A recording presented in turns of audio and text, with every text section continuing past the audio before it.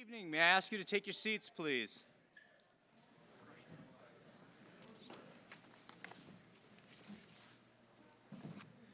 Thank you very much, and welcome to the Monday, April 24th, 2023 town meeting. And I say that like that because we have a special town meeting and then the annual town meeting to take care of. I'd like to start with a couple of announcements, please. Some introductions that you may not need to have, but over to my right, we have the Select Board, Janice Livingston, the Chair, Sean Copeland, Scott's in the back, Robert Pontbriand, our Town Manager. To my left, we have Andrew Seeley and Kurt Piskowski from the Finance Committee. Of course, our Town Clerk, Susan Copeland, is here. Mark Rich, our Town Attorney, is standing in the front row, sitting in the front row, keeping a close eye on me. At this point, I'd like to ask you to stand for the Pledge of Allegiance.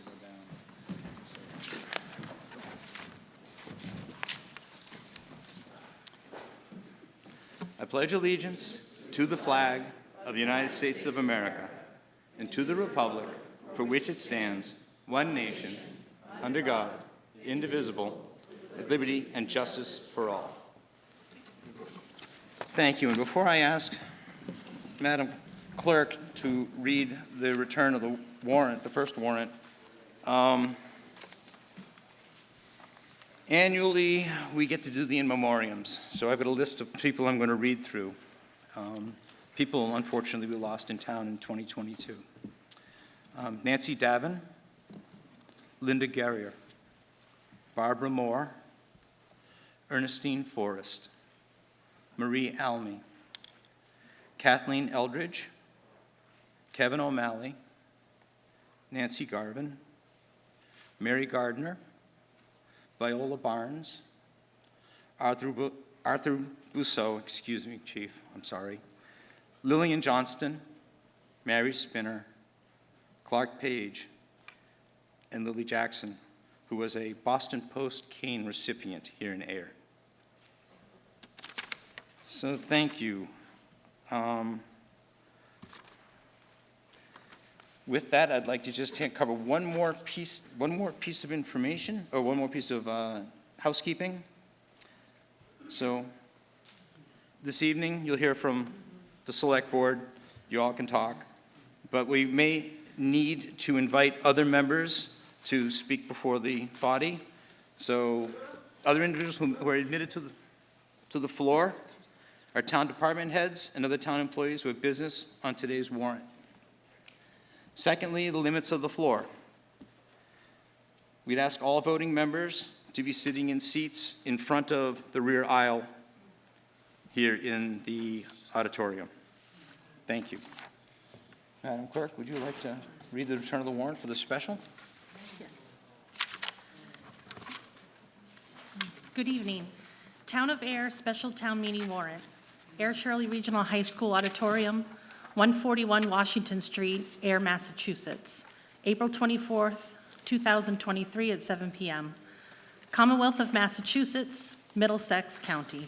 Greetings. In the name of the Commonwealth of Massachusetts, you are hereby directed to notify and warn the inhabitants of the town of Ayer qualified to vote in town elections and affairs to meet in the auditorium of the Ayer Shirley Regional High School, located at 141 Washington Street, Ayer, Massachusetts, on Monday, the 24th day of April, 2023, at 7 o'clock in the evening, then and there, to act on the following articles.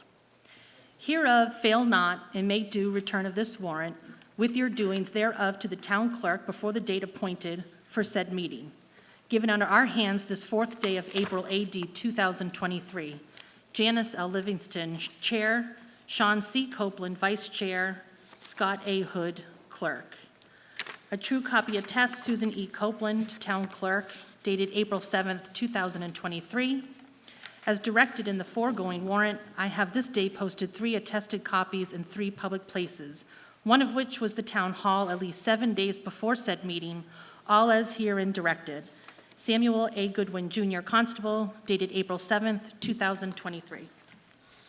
Thank you very much, Susan. So, Article 1 is a supplemental appropriation for the Water Enterprise Fund. To see if the town will vote to amend the vote taken under Article 12 of the April 25th, 2022 annual town meeting by reducing the amount of indirect costs to come from water enterprise revenues and supplementing that amount with an amount to be transferred from water enterprise retained earnings as follows. Indirect costs of $311,705, of which $165,705 is to come from water revenue, and $146,000 is to come from water enterprise retained earnings, or take any action thereon or in relation thereto. Mr. Moderator. Wait a minute. Ms. Livingston. Oh, did you hear me? Can everybody hear me? Okay. I move that the town vote to amend the vote taken under Article 12 of the April 25th, 2022 annual town meeting by reducing the amount of indirect costs to come from water enterprise revenues to $311,705, of which $165,705 is to come from water revenue and $146,000 is to come from water enterprise retained earnings as contained Article 1 and read by the moderator. Seconded. Is there any discussion? Is there any discussion on Article 1?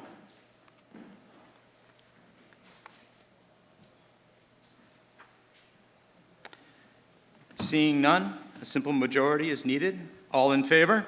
Aye. Opposed? Abstentions? Thank you, it carries unanimously.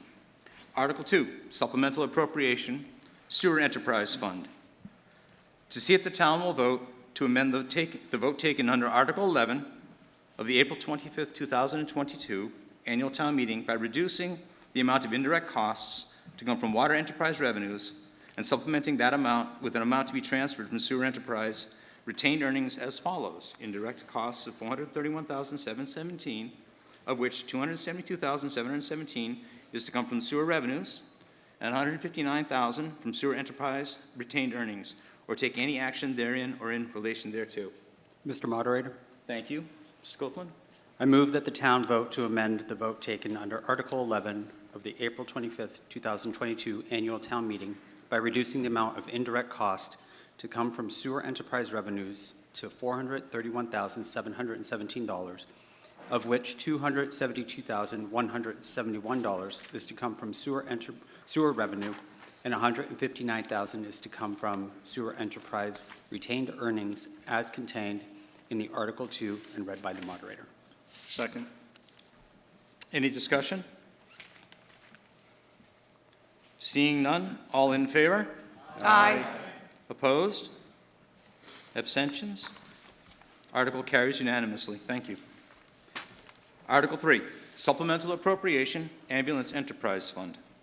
To see if the town will vote to amend the vote taken under Article 10 of the April 25th, 2022 annual town meeting by transferring $20,000 from the ambulance retained earnings in order to provide supplemental funding for the FY 2023 Ambulance Enterprise Fund, or take any action thereon or in relation thereto.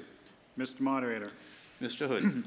I move that the town vote to amend the vote taken under Article 10 of the April 25th, 2022 annual town meeting by transferring $20,000 from the ambulance retained earnings in order to provide supplemental funding for fiscal year 2023 Ambulance Enterprise Fund as contained in Article 3 and read by the moderator. Seconded? Second.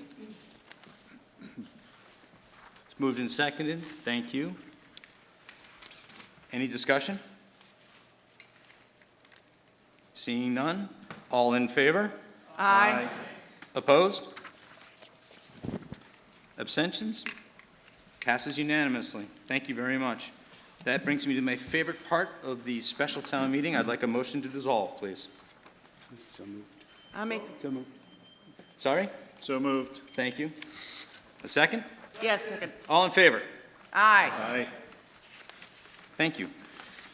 Madam Clerk, would you like to read the return of the warrant for the annual town meeting? I'm sorry? You want to call it to order?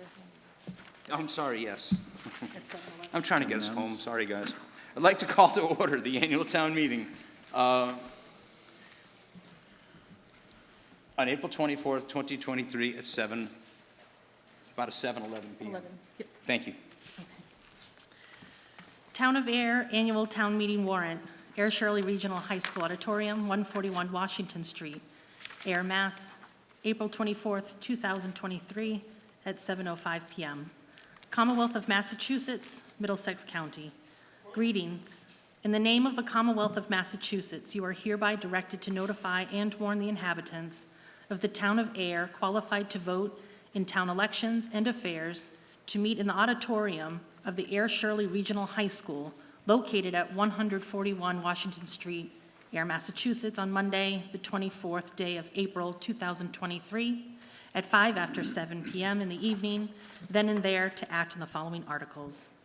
Hereof fail not, and make due return of this warrant with your doings thereof to the town clerk before the date appointed for said meeting. Given under our hands this 4th day of April, AD 2023, Janice L. Livingston, Chair, Sean C. Copeland, Vice Chair, Scott A. Hood, Clerk. Thank you very much, Madam Clerk. Just one more. Please do. A true copy attest, Susan E. Copeland, Town Clerk, dated April 7th, 2023. As directed in the foregoing warrant, I have this day posted 3 attested copies in 3 public places, one of which was the Town Hall at least 7 days before said meeting, all as herein directed. Samuel A. Goodwin, Jr., Constable, date April 7th, 2023. Thank you very much. Article 1, salaries of elected officials. Excuse me, may I see the motion, please? Great, thank you. Yep. I'm trying so that we don't reread the same thing. I'm going to stop reading and let the motions actually cover some of it. I just got to, I Okay. lost my copy of the motions, guys, that's why I was doing it that way. Okay. Article 1, salaries of elected officials. To see if the town will vote to fix the salary and compensation of elected officers of the town of Ayer as provided by Section 108, Chapter 41 of the General Laws as amended, or take any action thereon or in relation to thereto. Moderator, fiscal year 24 salary, $574. Select Board Chair, $2,878. Select Board members, there are 2 of them, $2,567 each. Assessors, Chair, $2,851. Assessors members, 2 at $2,539. Mr. Moderator, Mrs. Livingston. I move that the town vote to fix the salary and compensation of elected officers of the town of Ayer as contained in Article 1 and read by the moderator. Seconded. Moved and seconded, thank you. Any discussion on Article 1? Hearing none, all in favor? Aye. Opposed? Unanimous, thank you. Article 2. To see if the town will vote to raise and appropriate or transfer from available funds a sum of money to fund the first-year cost items of a collective bargaining agreement between the town of Ayer and the Ayer Town Hall Clerical Union, AFSCME 93, for the period of July 1st, 2023 through June 30th, 2026, or take any action therein or in relation thereto. Mr. Moderator, Mr. Copeland? I move that the town vote to raise and appropriate the sum of $47,218.68 to fund the first-year cost items of the collective bargaining agreement between the town of Ayer and the Ayer Town Hall Clerical Union, AFSCME 93, for the period of July 1, 2023 through June 30th, 2026, as contained in the article and read by the moderator. Seconded. Second. Thank you. Thank you for the second. Any discussion? No discussion on Article 2. All in favor? Aye. Opposed? Passes unanimously. Thank you very much. Article 3, the omnibus budget. To see if the town will vote to raise and appropriate a sum of money for the fiscal year 2024 omnibus budget items or take any action thereon or in relation thereto. And what I'm going to do is, well,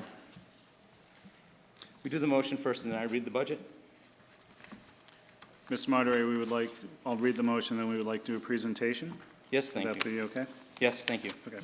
Mr. Moderator, I move that the town vote to raise and appropriate the sum of $17,915,384 to fund the fiscal year 2024 omnibus budget as presented in the FY 2024 omnibus budget warrant insert and read by the moderator.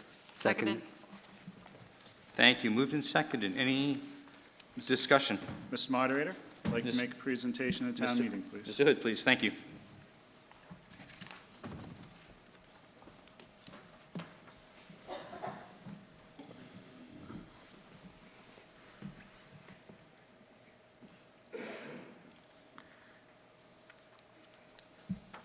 Thank you, Cindy. Next slide, please. So we have a presentation. We want to go through the budget. We want to highlight some items for your information. So a few things we want to start out with is our fiscal year 2024 budget strengths. Our 2022 certified free cash was $1.9 million. Our 2022 stabilization fund stands at $2.6 million. And our capital stabilization fund for 2022 stands at $3.1 million. Next slide, please. So total revenues for fiscal year 2024 are $35,173,746. And then on our expense side, we have an omnibus budget of $17,915,384. We have the assessment from the Ayer Shirley Regional School District of $13,555,068. Assessment from the Neshoba Valley Regional Technical High School of $1,136,670. We have funding for OPEB or GASB 45 of $300,000. We're looking to put $1,098,073 into stabilization, and other spend articles total $1.168,551 for a total expenditures of $35,173,746 to balance our budget. Next slide, please. Thank you. To kind of give a sense of where everything is coming and going, you can see on our revenue side, we have 84% of our revenue comes from the tax levy. The other portion of that comes from a combination of free cash, local receipts, and also state aid. On the expenditure side, we have 43% of our costs going to education. That is Ayer Shirley Regional, Neshoba Valley Tech, and also other education costs. We have 18% going to public safety, 6% to public works, 10% to general government, and then the rest is made up of reserves, debt service, employee benefits, and human services. Next slide, please. Thank you. So looking at our trend on our revenue, so you can see the revenue is up from about 3.85% from last year. Last year was $32,851,719, and this year it is $34,116,086. Next slide, please. Thank you. So our movement on our revenue, the highlights on this one is our debt exclusion is up 19.81%. Other revenues are up 16.47%. Free cash, though it is a robust 1.9 million, is down from 2.5 million from last year. And our state aid is up 2.95%, and tax base is up 5.29%. Next slide, please. Thank you. So expenses, this is our trend over the last 5 years, and you can see from last year we are up 5.61% from 16.9 million to 17.9 million. So for our operating expense by category, we have about 50% of our operating budget goes to wages, 26% goes to benefits, 17.65 goes to other expenses, and then 6% goes to our debt. So our major drivers on our expenses for the year, so education costs are up 3.87%. The fire department is up 4.43%. Our health insurance is up 13.39%. The police department is up 5.32%, and our overall debt service is up 21.9%. Looking at capital for this year, so capital is up 260% from fiscal year 2023. A lot of the reason why it is up so high is for fiscal year 22 and 23. We were uncertain due to the direction of COVID-19, so therefore a lot of capital was deferred during these 2 years. The increase in capital is also exacerbated by inflationary price increases and supply chain disruptions. And then also in this year, we have 2 debt exclusions, which we are presenting to town meeting and also at the ballot box for approval. So for our capital, we want to highlight a couple of items. So the first item we want to highlight is Kitty Junction, which is Articles 10 and 28.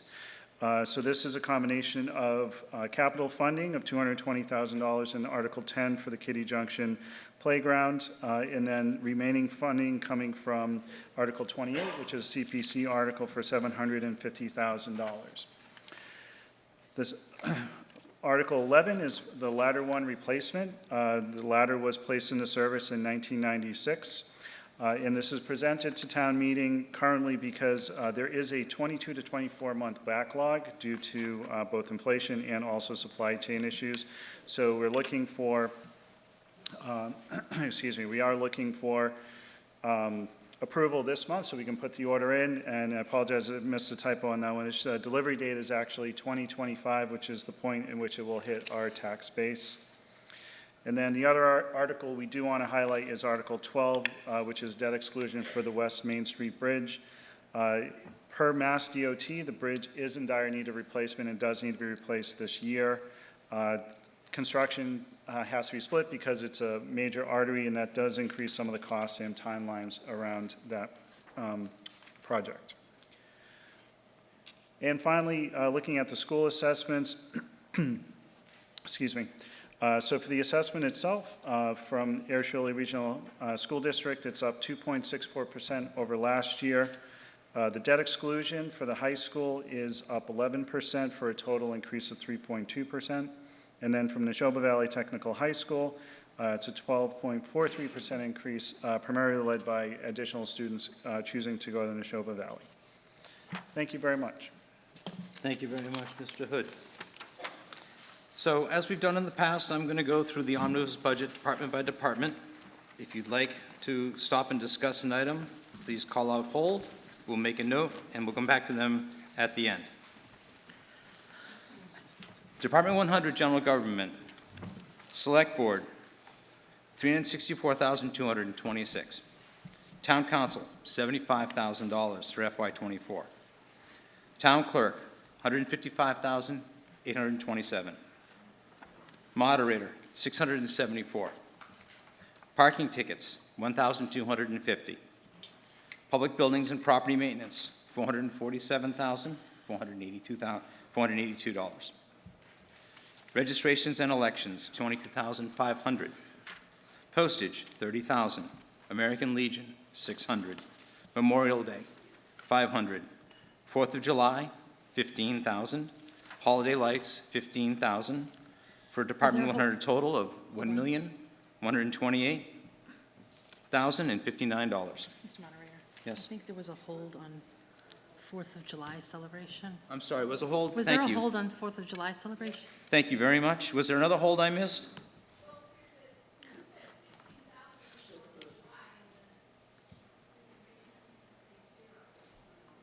We'll come back.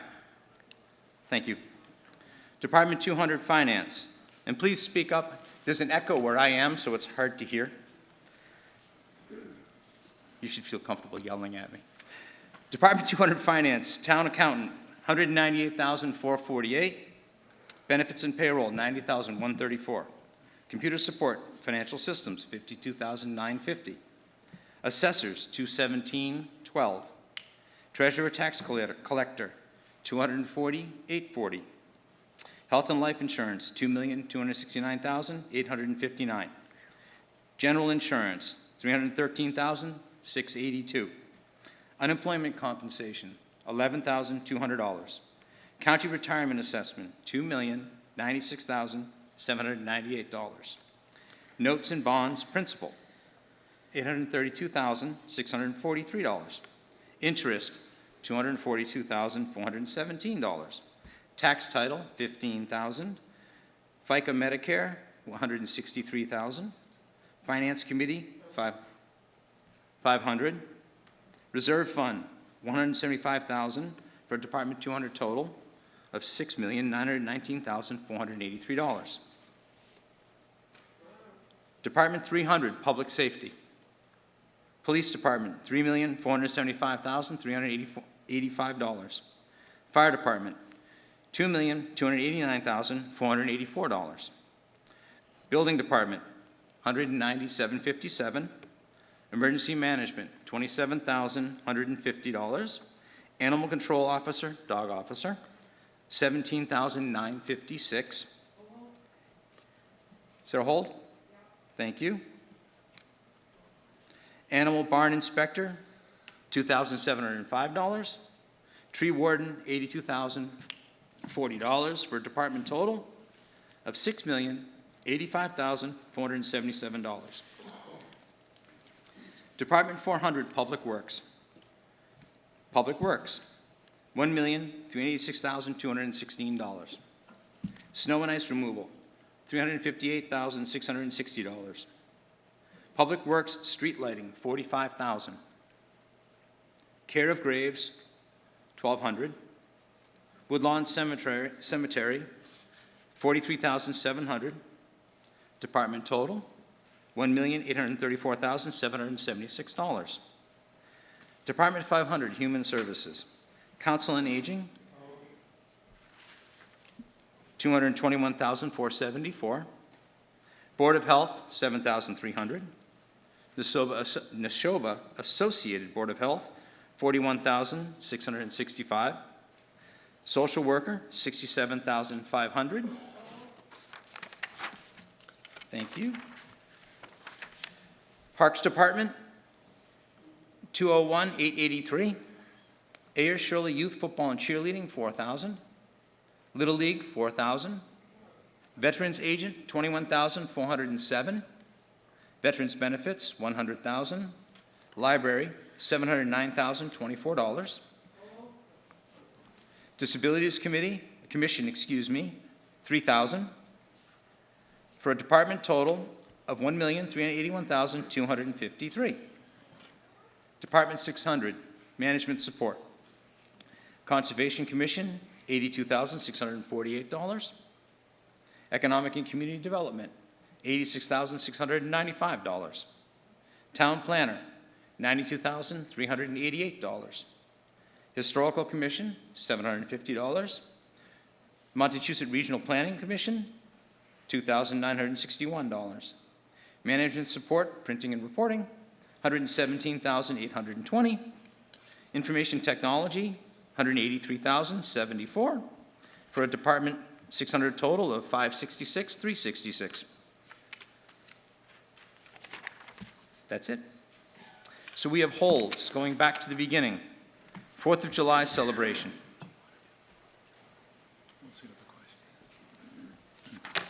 And please come to the mic to be... Edward Kelly, Mr. 20 Kelly. Oak Ridge Drive. Yes, Mr. Kelly. I would just like to know why we went from 0 to 15,000, so what's the 15,000 for? Mr. Moderator? Mr. Hood? Sorry, let me stand up.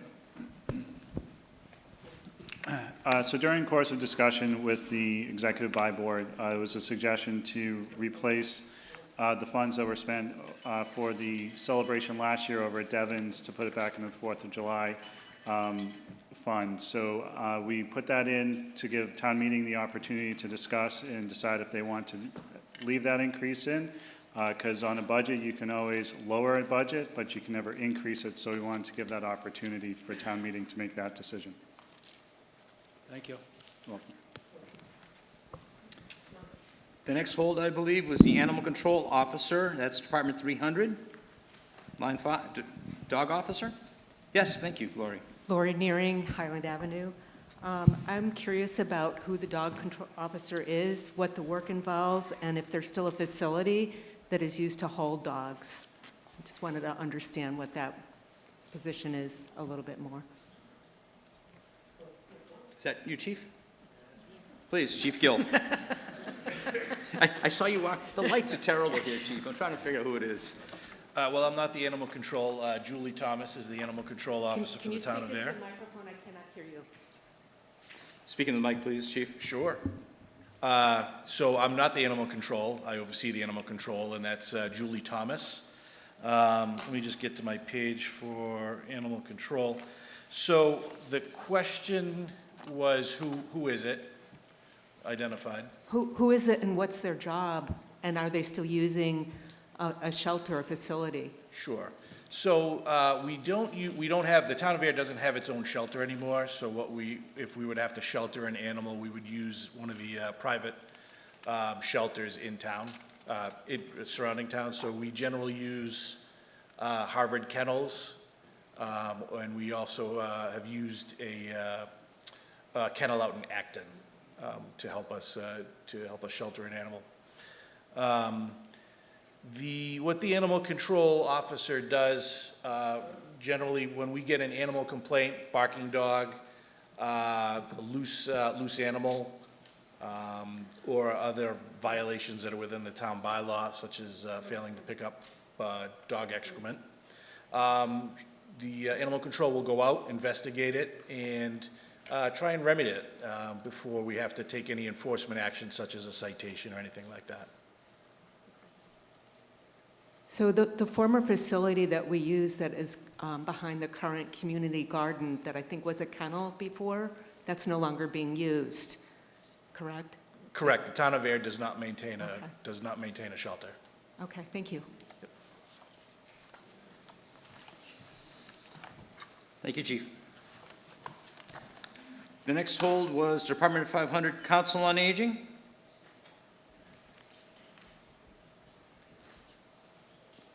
Mr. Moderator, Frank Maxon. I'm one of the people who benefits from this appropriation, and I'm standing to support it and hope everyone will too. This money very well spent. The staff of Katie, Denise, and Sam develop programming which has something for everyone. So everyone here using this service has an opportunity to have a more lively, more interesting life, really a better quality of life, thanks to this appropriation which you're considering right now. And I've heard directly from the director, she feels as though town officials are supporting her very much. The finance committee, the select board, the town manager, and so the final authority, of course, is this meeting. And I'm sure and I hope you'll be right that you'll be supporting it here at this meeting, because that's where really the rubber hits the road. Thank you. Thank you, Mr. Maxon.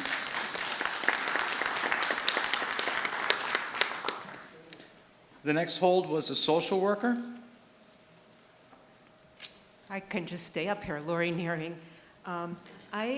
This is a relatively new position for our town, and I'm not clear whether this position is under the police department or the schools or some other facility. So I'd like to understand what this person is doing and where they're working out of.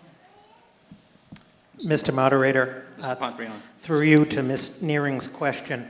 The social worker position is actually an independent department, so it does not report directly to the police or to the schools. Think of it as a town-wide position, working with police, working with the Council on Aging, working with community development. However, the challenge is the position is vacant at this time, and it's not from lack of trying. Through the moderator, after town meeting authorized the position last year, the job description was developed and the position was classified. We have advertised the position. It is still currently advertised. We've had some interest up to the point that we had final interviews. We even had offer to a candidate that then took a position somewhere else. The need has not disappeared. The challenge is finding a qualified candidate. We're not unique in that sense, that I know the towns of Shirley and Pepperell and other towns around here are having the same challenge. So the position is vacant at this time, but we are looking to hopefully fill that as soon as possible.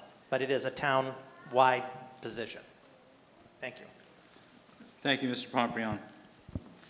The next hold we had was the library. Lori Nearing.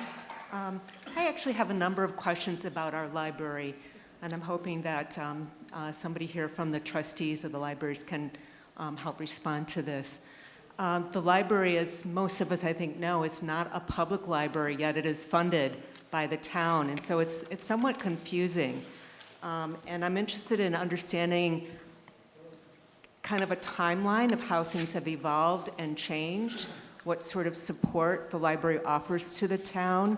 I'm particularly interested in how various services past COVID have evolved and are evolving. I know we have a new director to better support the town. And I'm saying this from the perspective of I am a former librarian myself. I'm also a former teacher, and of course I have children, so I strongly support the library, but I kind of want to know what we're getting out of the budget that the town is paying for. Thank you.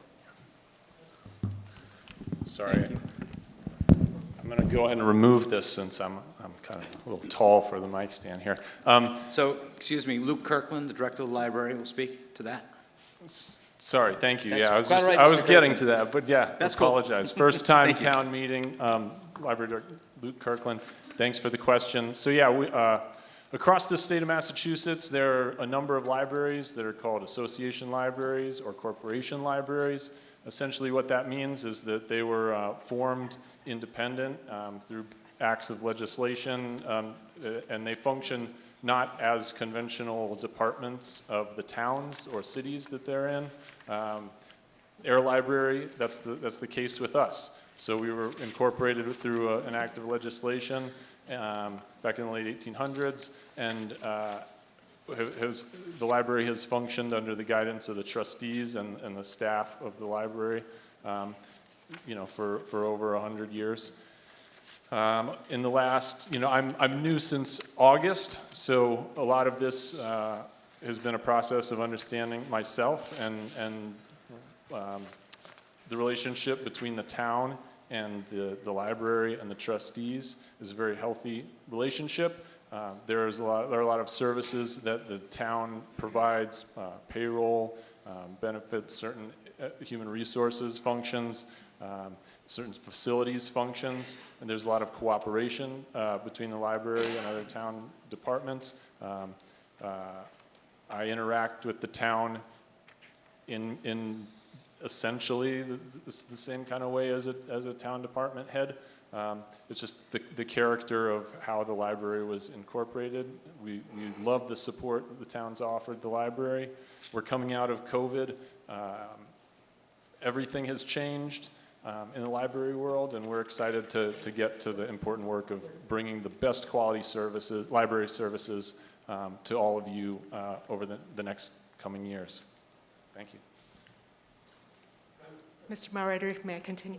Yes. Do you have any slides that show us increase in use of the library and the facilities, taking out of materials, so we can see, because the budget has gone up. I did take a moment to look at the budget that was online, and I saw that your purchasing of library subscriptions and I believe books is pretty dramatically increased in the last year or two. So that's a big change. And my second question is, who do the trustees, the library trustees, report to? So who oversees their work? They don't report to the town, so who oversees what they do? So I'll answer the second one really quickly. The town, the trustees are elected officials, and eventually, so not to get into too much minutia, but 6 of them are permanent, and 3 of them are on specific term limits. And as the permanent positions open up, the elected ones have opportunities to become more permanent trustees. So they operate independently.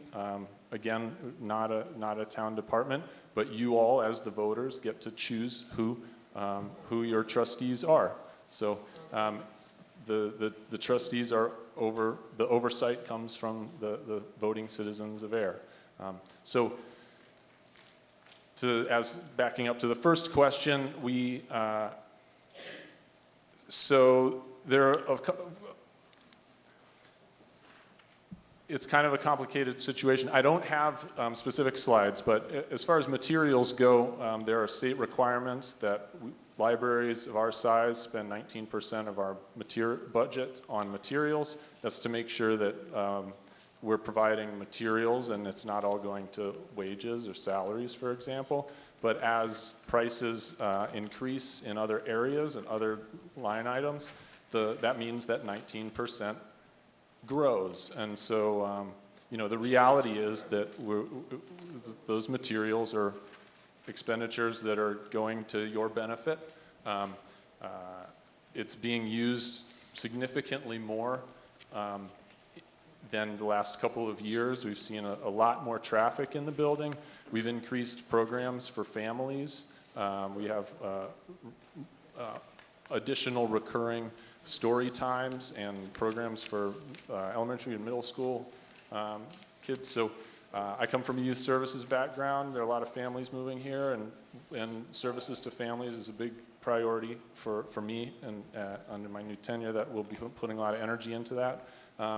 I want us to be the most dynamic library in the area, and that doesn't mean, that means that we're putting your funding to good use. So, yeah. Thank you. It would be helpful, I think, for us to see the trend of increased use. And my last question is regarding the trustees. Do they have some formal things that they're required to submit to the state to keep the status of this kind of unusual thing? And are they up to date with that, whatever that paperwork is? So the Massachusetts Board of Library Commissioners, annually, there's a report called ARIS, and there's a financial report that I have to submit that is, signed off on by the trustees. And this is a state agency that sets the standards for all libraries across the state. As with many government programs, that oversight comes in the form of federal or state aid. And so, if you're doing things you're supposed to be doing, you get that state aid. And if you're not, you don't get that state aid. We are doing what we need to do to get that state aid, and diligent about trying to meet those standards. Again, we want to be a top-notch library in the area, and we're not going to sacrifice what we're offering you all to cut corners. We want to give you the best product that you're supporting. Thank you. Thank you. Thank you, Mr. Kirkland.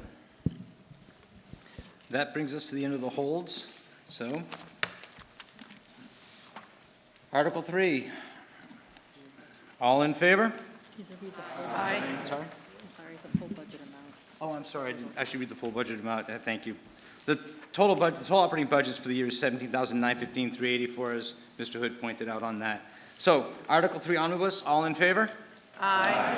Opposed? It's unanimous. Thank you. Article 4.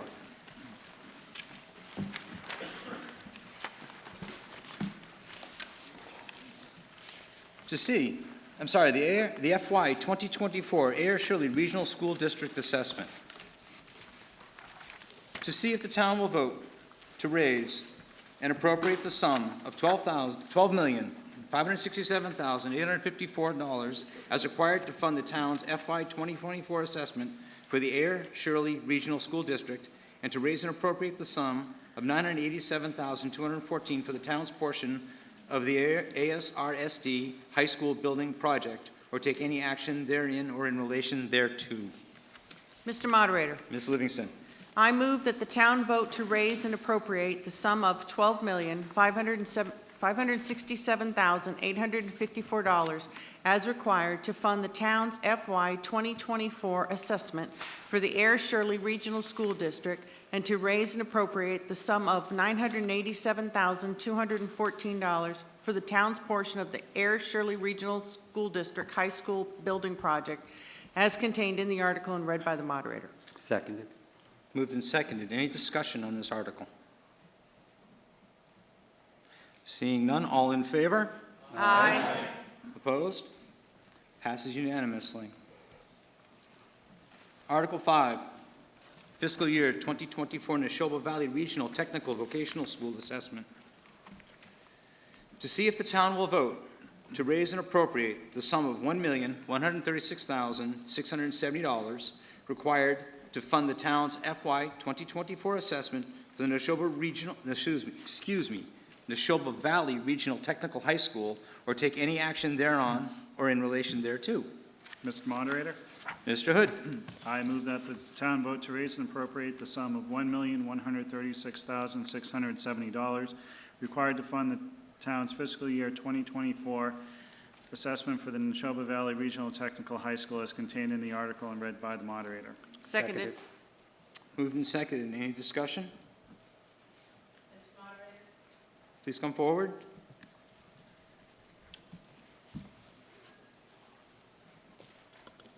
Pauline Conley, Cambridge Street. Yes, Ms. Conley. Just a question for the Finance Committee. I attended their meeting when they reviewed the budget. They took no position on this one and only article. I'd like to hear from them as to why. Mr. Rakowski? Hi, Mr. Moderator. We received through our meetings through the year, presentations on various items with including the Ayer Shirley Regional School District for the Neshoba Valley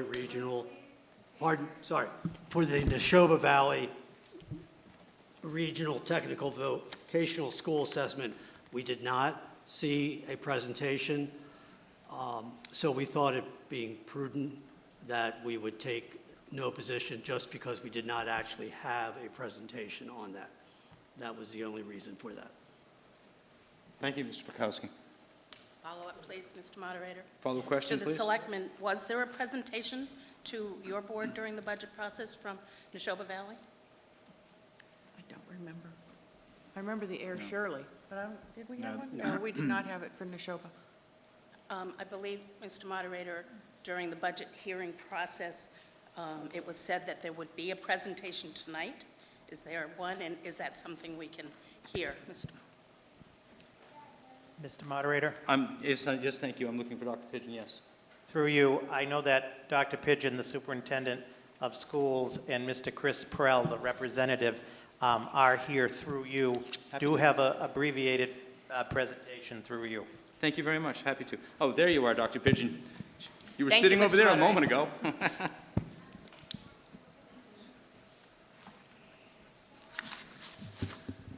I think for me, it's not that I'm too tall. I just don't know if I can see over the microphone. My name is Denise Pigeon, and I'm the superintendent at Neshoba Valley Technical School District. I just want to share that annually, one of the things that Neshoba Tech does is we do invite all of our town officials to our school. That includes the select board, finance committees, to a presentation. We do that annually. This year, that presentation did occur prior to the release of the governor's budget, which, as you know, with a new governor, that the information does come out a little bit later. Just as a point of information, I'm more than willing to come and present any time to finance committee and select board, and I'm glad to come. Please extend that invitation if you'd like to have those presentations in the future to individual boards. In terms of Neshoba Tech, we're proud to serve as your vocational technical school district, Ayer, along with our 7 other member towns. I'm not sure how to advance this. Oh, there we go. We continue to offer 20 technical programs that are aligned with the workforce needs of our region. We're offering programs in our all major career clusters. 41% of the students at Neshoba Tech are participating in construction and transportation cluster. 31% are participating in health and services, and 28% are participating in arts and technology programs. On the next slide, in terms of enrollment, we have continued to see an increase in enrollment at Neshoba Tech. There has been a great deal of interest. That's been growing over the past several years. We've had an increase of 27 district students from FY23 to FY24. That's an increase of 8 students for the town of Ayer.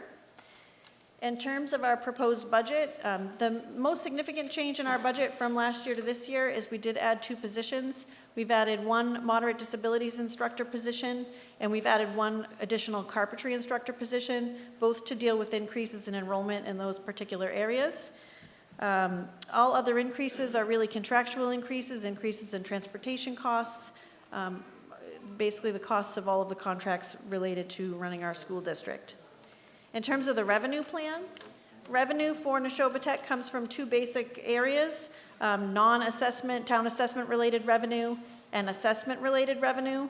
The good news is we did experience an increase in direct Chapter 70 school aid, which was tied directly to our increase in student enrollment. In terms of the assessment from the towns to fund the remaining portion of our budget, that is up 3.74% over last year. The next slide, this shows at a glance of how the assessment works out for each of our 8 towns. Enrollment is the biggest driving factor in the assessments for each of our member towns. Again, Ayer is up 8 students. The portion of enrollment at Neshoba Tech is 9.65%. The next category, towns minimum contribution, that is a number that is set by the state, and that has increased significantly since last year, again, due to increasing in enrollment. And then we have transportation costs, capital costs, and debt service. The next slide shows the overall town assessments, and this is for all 8 of our towns, comparing last year to this year. So again, increase of district students, 27 district students. Our town's minimum required contribution, again set by the state, has increased significantly due to that increasing enrollment. Our transportation and capital costs are up $7,601. We're actually able to reduce the additional assessment to the towns because we did receive increased state aid. And we've had a decrease in debt service. Our projects are starting to come off. Overall assessment is up 3.74% for all of our member towns. And then this last slide shows what's happening with specifically the town of Ayer. So again, from last year's assessment to this year's assessment, an increase of 8 students. Your portion of enrollment at Neshoba Tech has also slightly increased. The town's required minimum contribution, that state formula, is up $138,279. You see the increase in transportation and capital. Additional assessment is down again. And debt service is up $2,585. So the total increase year over year is $125,713. And that is, again, primarily due to that increase in required contribution for the increase in student enrollment. Thank you, Dr. Pigeon.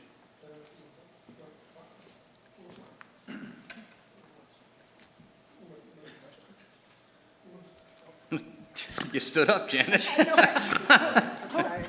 It's like you were afraid to start musical chairs. I didn't hear the music, that's the reason why. Mr. Moderator, Yes. Janet Pravadakis, 1 Brelena Court. I just want to go ahead, I'm a little disappointed, all right, that you guys have a presentation here, but you couldn't make a presentation to either the Finance Department or to, the Finance Committee as well as the I would Select Board. just like to share that I'm open to a presentation. I understand anytime. that, okay? So why weren't you available to make presentations? No, we did. Mr. Moderator. All right, just the reason behind it is Ayer Shirley Regional, has done great things with the robotics team and everything. It would be great to see that type of presentation. All right, so we had we approved that article, but now we get to see a presentation from Neshoba. So, go ahead, sorry. Again, I offer annually to all of our towns that if the Board of Selectmen would like me to attend a meeting, I'm glad to be there. If I'm on the agenda, I will be there.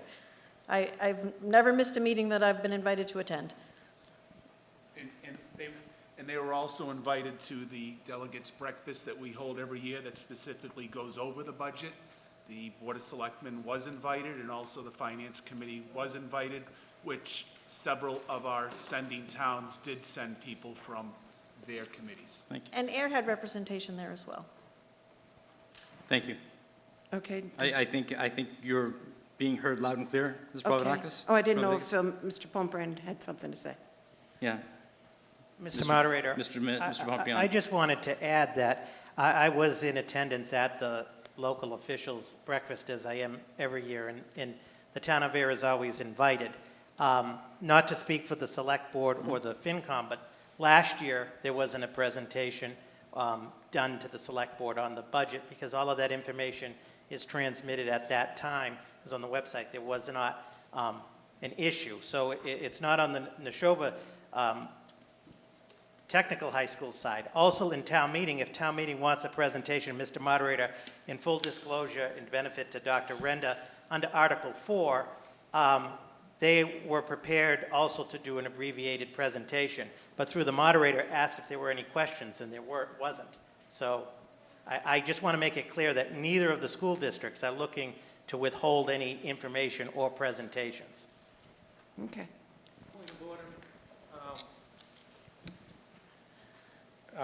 Thank you, Mr. Moderator. Dennis Curran, Pleasant Street in Ayer. And I Mr. raised Curran. this, I'm sorry? I'm recognizing you, Mr. Curran. I raised this concern last year, and my apologies to the, I guess, superintendent of the school department of Ayer Shirley. I guess the process, I'm a little unclear as to what needed to happen. I anticipated that there would be a preemptive presentation from both school boards at this meeting. That is, it would not be something that we would necessarily have to request, that they would come prepared to provide one in order to kind of justify the spending that they're asking the town to do. And I understand that on Article 4, we have since voted, but it would certainly be helpful for me and a good public service, I think, to those in attendance if the Ayer Shirley Regional School District would provide us the information that they were prepared to do prior to the vote, if that's allowable.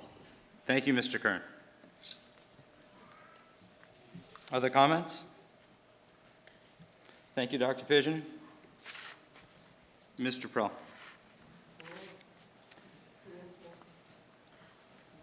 So, seeing no further questions on Article 5, all in favor? Aye. Opposed? Passes unanimously. Brings us to Article 6. Mr. Moderator? Yes, Mr. Copeland. I'd like to make a motion that we move Articles 6, 7, 8, and 9, the enterprise fund articles, by consent agenda. Seconded. Moved and seconded. So I'll take a moment and explain what a consent agenda is. A consent agenda is a way for a town meeting to take up similar articles at the same time. So Mr. Hood has asked us to consider all four. Mr. Copeland. I'm sorry, Mr. Copeland. Sean, I apologize. It's okay. We all make mistakes, and thank you very much. So the next four articles, solid waste enterprise, ambulance enterprise, sewer enterprise, and water enterprise funds, are similar articles. So the motion before us is to take them up as one article. All in favor? Aye. Opposed? Thank you. If you want to discuss any one of them, you can. Do we have questions on any? I have to read through the articles, I'm sorry. I almost got all the way through it. Article 6, to see if the town will vote to raise and appropriate or transfer from available funds the following funds to appropriate the solid waste department. And without reading it twice, Mr. Copeland, would you please make the motion? I'm sorry. No, we already moved. Oh, I'm sorry, we moved, excuse me. It's the first time for me, too, on consent motions. Any discussion on Articles 6, 7, 8, or 9? Could you please explain what they mean?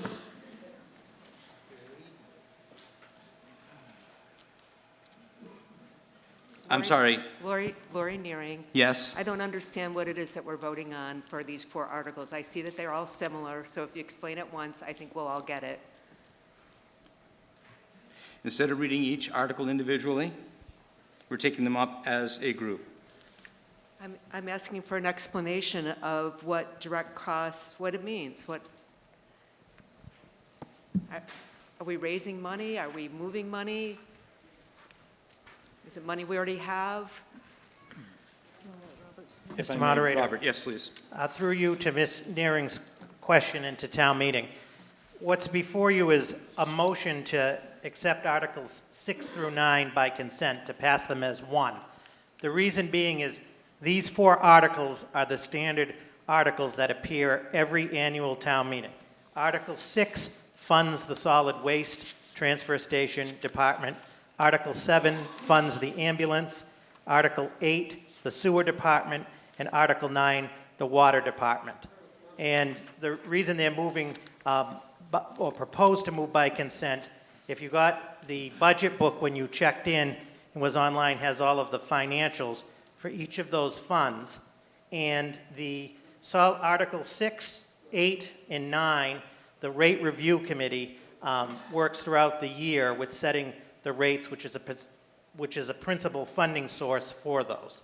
So through the moderator, it was presented to accept them unless there were any questions.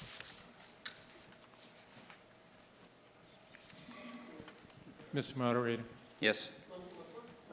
I have a question about, Excuse me.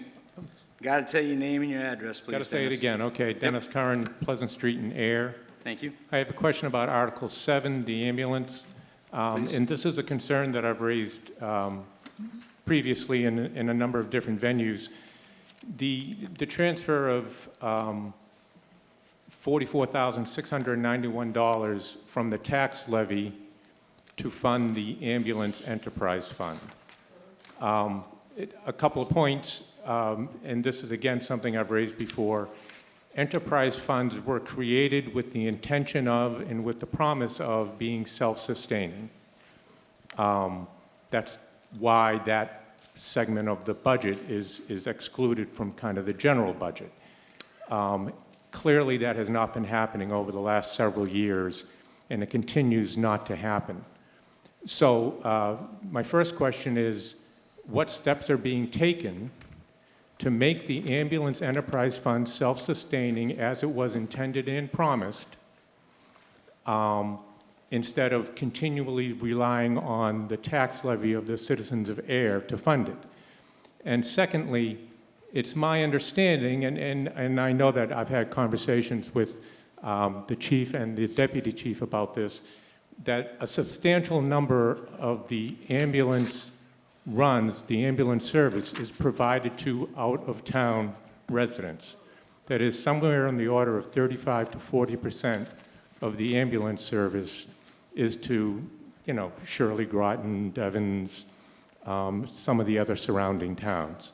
So what portion of the $44,691 would be more appropriately billed to those towns for whom we, the citizens of Ayer, are providing their emergency services? Thanks.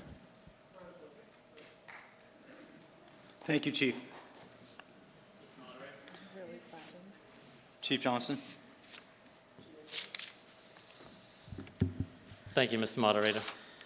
I was not chief when this enterprise fund first started, but I will tell you it's not going to ever be self-sufficient.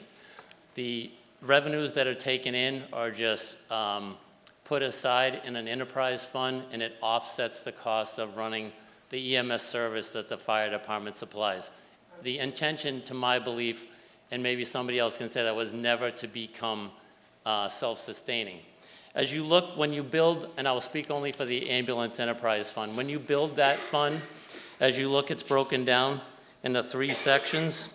And when you look at the direct costs, well, let me start off with the indirect costs. That's what I would submit along with the deputy. So in those indirect costs, it includes some of our salaries at the fire department, insurance, utility, fuel, things of that nature. And that number this year was around $382,000. I submit that to the finance director, and she comes up with the direct costs, which are supplies, services, a reserve fund that is set aside, and any debt the ambulance has. So we have those 2 things. And out of that, a sum of money is taken out of our retained earnings. Our retained earnings are what we take in for income from the ambulance receipts. Now, when you look at all three of those, you take it's an expense budget. So it's a conservative look at an expense budget, and that's why you look every year and there's a very nominal amount of tax levy that comes out of that. And this year it's around $44,000. And the approach is conservative because if we take an aggressive approach and we have a short year on income or revenues from the ambulance, we'll be short and there won't be any money there. So that's how that is done. It's always going to be a conservative approach. The ambulance revenue took in almost $500,000 last year, but as I'm told through the finance director, it's a conservative approach, and I can only tell you what was available as of free cash at the end of our fiscal year last year, and that was around $252,000. Now, we always take in more revenue during the course of a year, but we can only look at what was certified in cash at the end of the fiscal year. I'd be happy to answer any questions on that. But it would never be self-sufficient if you think about that. And the big thing with our ambulance revenue is last year we were at 62% of our runs were Medicare, and that is dictated where it's much lower than, any of the costs we do to in our revenues that we take in. That would never be self-sufficient just for the pure Medicare patients that we take. Mr. Curran? Mr. Moderator, through you to the body. And I don't doubt your numbers. What I would say is that I think it is in fact the case that enterprise funds of all sorts are meant to be self-sustaining, and that was the representation made to this body when the enterprise fund was created. If it is in fact the case that it will never be self-sustaining, and then I think it needs to be looked at in terms of, is in fact an enterprise fund the appropriate vehicle for that, so to speak. And the other thing is the excessive amount of, it is my view that other towns are benefiting from our ambulance service and the state requirement that mutual aid be provided when called. And I fully understand and I fully expect that given your professionalism and dedication, if another town calls, you will in fact answer, and I would expect no less. The problem for the citizens of Ayer is that our excess capacity, which allows us to do that, then puts us in what I would say is a precarious financial position potentially down the road as, again, the enterprise fund is unable to fund itself, so additional funds is requested from the general tax levy. So I would ask that whichever towns are receiving, and again, 35, and again, these numbers are approximate, but I think you would agree, somewhere on the order of 35 to 40% of the ambulance services are provided out of town, which seems unreasonable to me. Mr. Curran, could you please wrap up?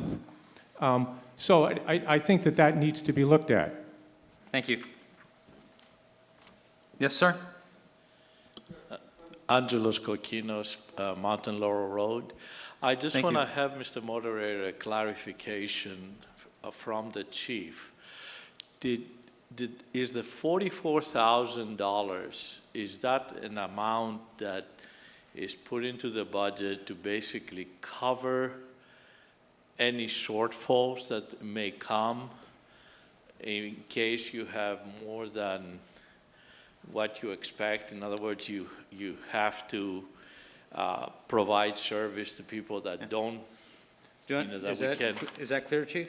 I would say that's correct, yeah. It's a conservative approach, so rather than using all the funds that we have in the ambulance fund and the retained earnings that we prepare the next fiscal year for, yes, it's just a conservative approach where we don't use all the funds in case we have a year where the income on the ambulance side goes down. We have enough in retained earnings to make up for that. That is correct. So, Mr. Moderator, if I understand the chief correctly, then that $44,691 could be zero or could be positive in a sense to the town, or other years maybe 50,000 or something like that.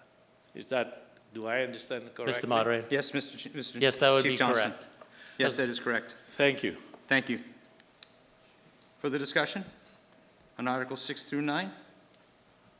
Hearing none. All in favor? Aye. Opposed? Unanimous. Article 10.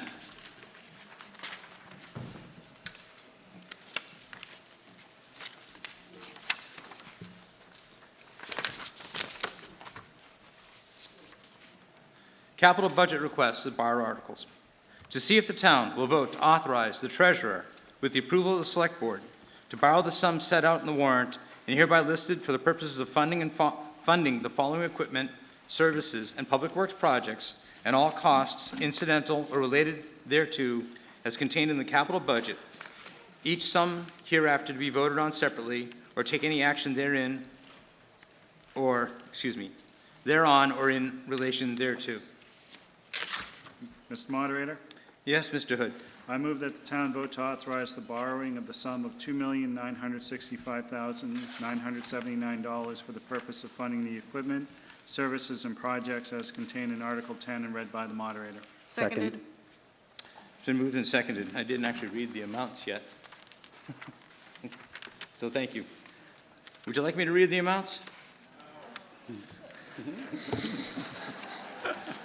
This needs a two-third I read them up. vote. All in favor?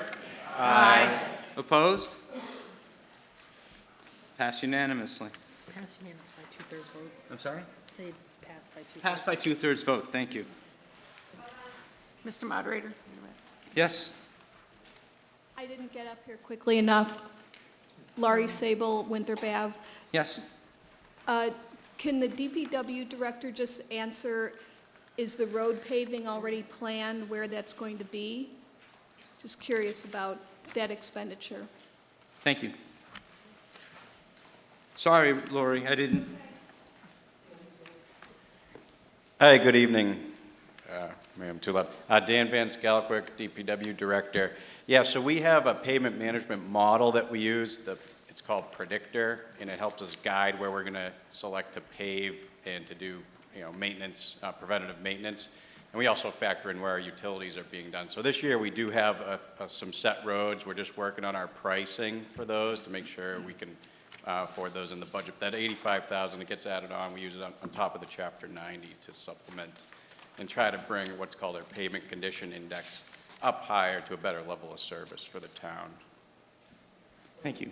And if I'm not mistaken, as paving goes on, you're at select board meetings informing them what's going to happen next and next, correct? Yeah. And you also send out updates. If you don't get the DPW updates by email, and you can get them by email, by all means, sign up, because they send out what's going on a regular basis. Correct, yeah, we send notification when there's paving projects coming out, and, yeah. Thank you. Article 11, debt exclusion, fire ladder truck. Authorization for a debt exclusion for the fire department, fire ladder truck. To see if the town will vote to appropriate the sum of $1,692,888 to purchase and equip a fire ladder truck, including any incidental and related costs and expenses, and to meet this appropriation, to authorize the treasurer, with the approval of the select board, to borrow said sum pursuant to the provisions of Mass General Law, Chapter 44, Section 7, or any other enabling authority, and to issue bonds or notes of the town therefore, provided that any borrowing or expenditure hereunto shall be subject to and contingent upon passage of a debt exclusion ballot question pursuant to the provisions of Mass General Law, Chapter 59, Section 21C. Said funds to be expended under the direction of the select board, or take any action thereon or in relation thereto. Mr. Moderator, Ms. Livingston. I move that the town vote to appropriate the sum of $1,692,888 to purchase and equip a fire ladder truck, including any incidental and related costs and expenses, and to meet this appropriation, authorize the treasurer, with the approval of the select board, to borrow said sum pursuant to the provisions of Mass General Law, Chapter 44, Section 7, or any other enabling authority, and to issue bonds or notes of the town provided that any borrowing or expenditure hereunder shall be subject to and contingent upon passage of a debt exclusion ballot question pursuant to the provision of Mass General Law, Chapter 59, Section 21C, as contained in Article 11 and read by the moderator. Seconded. Thank you. Moved and seconded. I believe, Chief, yes, you got some words on this one? Thank you. Chief Johnston. Thank you again, Mr. Moderator. Folks, just a brief presentation for you this evening. If you go to the next slide, what we like to discuss this evening very briefly is that's the picture of the truck we're looking to replace. That is otherwise known as Ayer Ladder 1. Next, please. So that truck was built in 1996. As you look on the top of it is the 75-foot aerial ladder. It also can work as a pumper, also has a 1,250-gallon-minute pump. He has a pre-piped waterway, so for the lay people, what that means is when the ladder truck goes up in the air and extends, water can come out the tip of it at any given time that water is supplied to it. It also carries a full complement of ground ladders, which you can see on the top picture there on the side, and there's also some in the back. As you look to the rear, it has a single axle.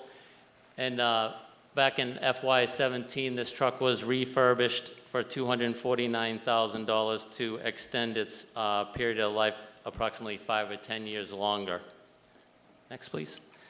As I mentioned, it's 27 years old.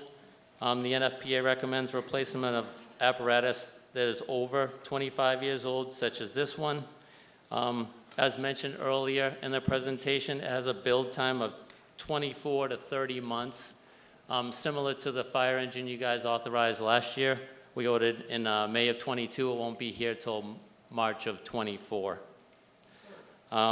It'll come with inspection certification. This year we've had inspection certification, and the repairs will be finished up next week this year, totaling approximately $30,000. As trucks get older, parts become more difficult to access. And if you take note of that picture, it's something in the next slide, but if you look, that fire truck this is a fire that happened here in Ayer. And when you look at that picture, the truck is pulled in and the ladder is up in the air. So that truck is a 75-foot ladder. So right when you pull in, you lose about 25 feet of ladder just extending over the truck. And the primary operations of this truck is both rescue, and in this case, as you look at this picture, this truck is doing some ventilation up on the roof. Next slide, please. When you compare the two, the current ladder truck is a 75-foot aerial, as I mentioned. The new one would be 100-foot. This is due, as that picture showed, it's not really the reach, like buildings do get taller, but the biggest thing is the capability to accommodate the setbacks of buildings. Most houses aren't built right up next to the street, and if there were a fire in a residential structure and you'll pull up, it could be winter or there's cars in the driveway, that extra 25 feet will give the extension to make rescue or ventilation. And as I mentioned, it'll have another pump. It will be increased to the capacity of 1,500 gallons to match our 2 pumpers that we will have. It has an exterior ground ladders on our current truck, and the new ones will be stored on the inside. And we also have greater storage and capacity with the lighter weight ladders that it would come with. As I mentioned, that pre-pipe waterway would be there, but the newer ladder has an additional capability of holding more people at the tip of the ladder. We would go from a single axle as depicted in that picture to having a tandem axle. And the reason for that is safety-wise, it has better braking because it has another set of brakes and distributes the weight that the truck carries over the truck. The length of the truck would increase slightly to just over 3 feet to accommodate the equipment and the larger ladder. And as I mentioned a couple times, the truck's a little bit longer, and the 100-foot ladder increases our storage capabilities for equipment in the cabinets. Next, please. And that depicts a picture of what, if this were to come to fruition, what it would look like. As I mentioned, it's a 100-foot ladder compared to what we have now. And as you can see in the back, it has a tandem axle in the rear. And that's just another picture of another view of it. And the most important for you folks as taxpayers, you would end up, it's roughly 9 cents per thousand for residential and 20 for commercial. So the average single-family tax bill would go up by, for residential would be $40.23. And the important thing here is to remember too, that this truck is a minimum of probably 2 years out, so that impact wouldn't be on your tax bill till the borrowing occurs. In conclusion, I would look for your support both on this article that is presented before you and at the May 9th ballot. Thank you, Mr. Moderator. Thank you, Chief.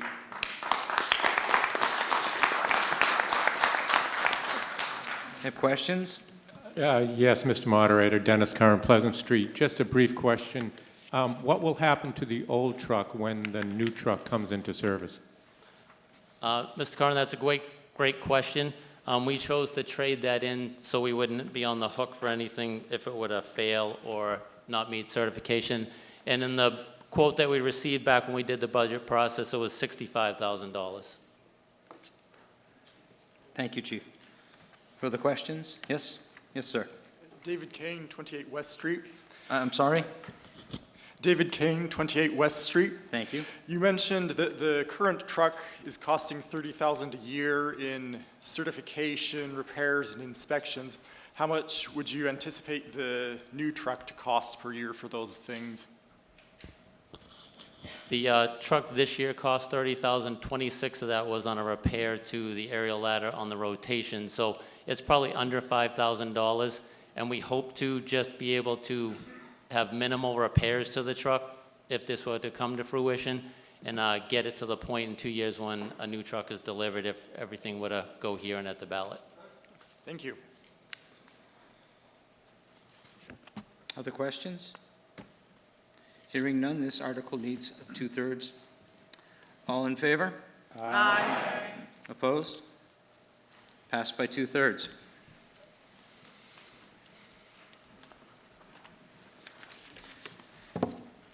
Article 12. Authorization for a debt exclusion for the Department of Public Works West Main Street Bridge replacement. To see if the town will vote to appropriate the sum of $3 million for the West Main Street Bridge replacement, including any incidental and related costs and expenses, and to meet this appropriation, to authorize the treasurer, with the approval of the Select Board, to borrow said sum pursuant to the provisions of Mass General Law, Chapter 44, Section 7, or any other enabling authority, and to issue bonds or notes of the town therefore, provided that any borrowing or expenditure hereunder shall be subject to and contingent upon passage of a debt exclusion ballot question pursuant to the provisions of Mass General Law, Chapter 59, Section 21C, said funds to be expended under the direction of the Select Board, or take any action thereon or in relation thereto. Mr. Moderator, Yes, sir. I move that the town vote to appropriate the sum of $3 million for the West Main Street Bridge replacement, including any incidental and related costs and expenses, and to meet this appropriation, authorize the treasurer, with the approval of the Select Board, to borrow said sum pursuant to the provisions of Mass General Law, Chapter 44, Section 7, or any other enabling authority, and to issue bonds or notes of the town, provided that any borrowing or expenditure hereunder shall be subject to and contingent upon passage of a debt exclusion ballot question pursuant to the provision of Mass General Law, Chapter 59, Section 21C, as contained in Article 12 and read by the moderator. Seconded. Thank you, Mr. Copeland. Thank you. I believe we have a presentation. Superintendent Van Skelwick. Okay, thank you, Mr. Moderator. Okay, and to town meeting. So the West Main Street Bridge replacement, I'll give a quick overview of the bridge. So it's located on West Main Street as you're heading toward Devon Shirley past the fire station. You can see approximate aerial here and a photo of the south side of the bridge. Next slide. So the project scope is essentially to replace an existing stone bridge on West Main Street. It's over the Nunnacoicus Brook. It was originally constructed in, we're estimating the late 1800s. We don't have an exact date. Currently, replacement's required. It's not possible to rehab. It's beyond it, and the construction it's made out of doesn't make sense to rehab.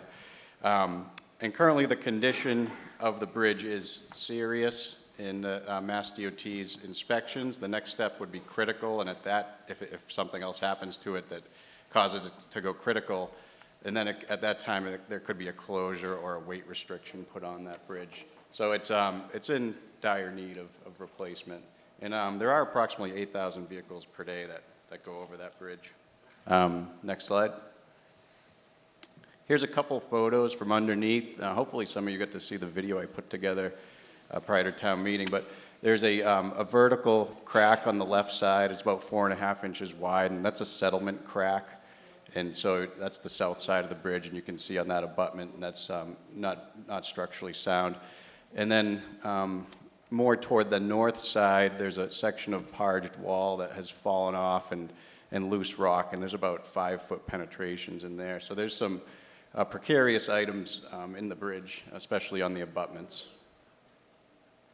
Next.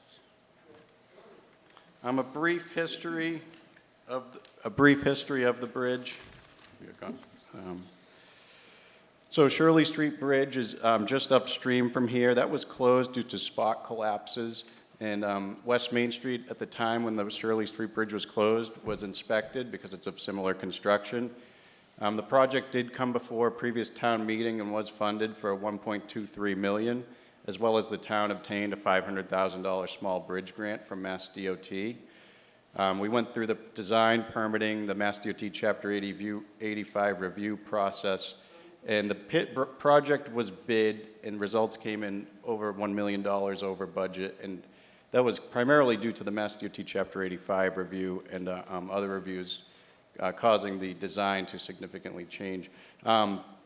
So at that time, we sat down, we started to look at alternatives, we worked with Mass DOT, and since then we've been working with bridge consultants, also our state representatives, other advisors, to try to seek a gap in the funding and see what other alternatives we might be able to take advantage of. Next slide. So in 2022, I convened a meeting with various stakeholders and advisors to sort of brainstorm and help discuss what we should do with the project. And based on that discussion, the consensus was to expeditiously replace the bridge. You know, the main factors are, it's really risky right now. There's a high potential for the bridge to be closed, and there's an approximate 6-mile detour, because at that location, you can't use McPherson Road due to the low clearance. You have to send the traffic out to the Rotary through Barnum Road, through Devons to get back over to that area. And so from an emergency response perspective, that's alarming, and it would add, I think, was it 15 minutes in response time, Chief, about? And it also disrupts the connection of regional access, especially when you're talking the Ayer Shirley Regional School District. So it's a critical roadway, in short. Okay, next slide.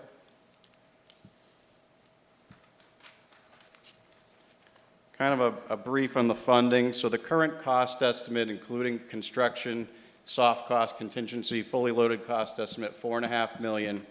Currently, from the previous appropriation, there's still $1 million available from local appropriation.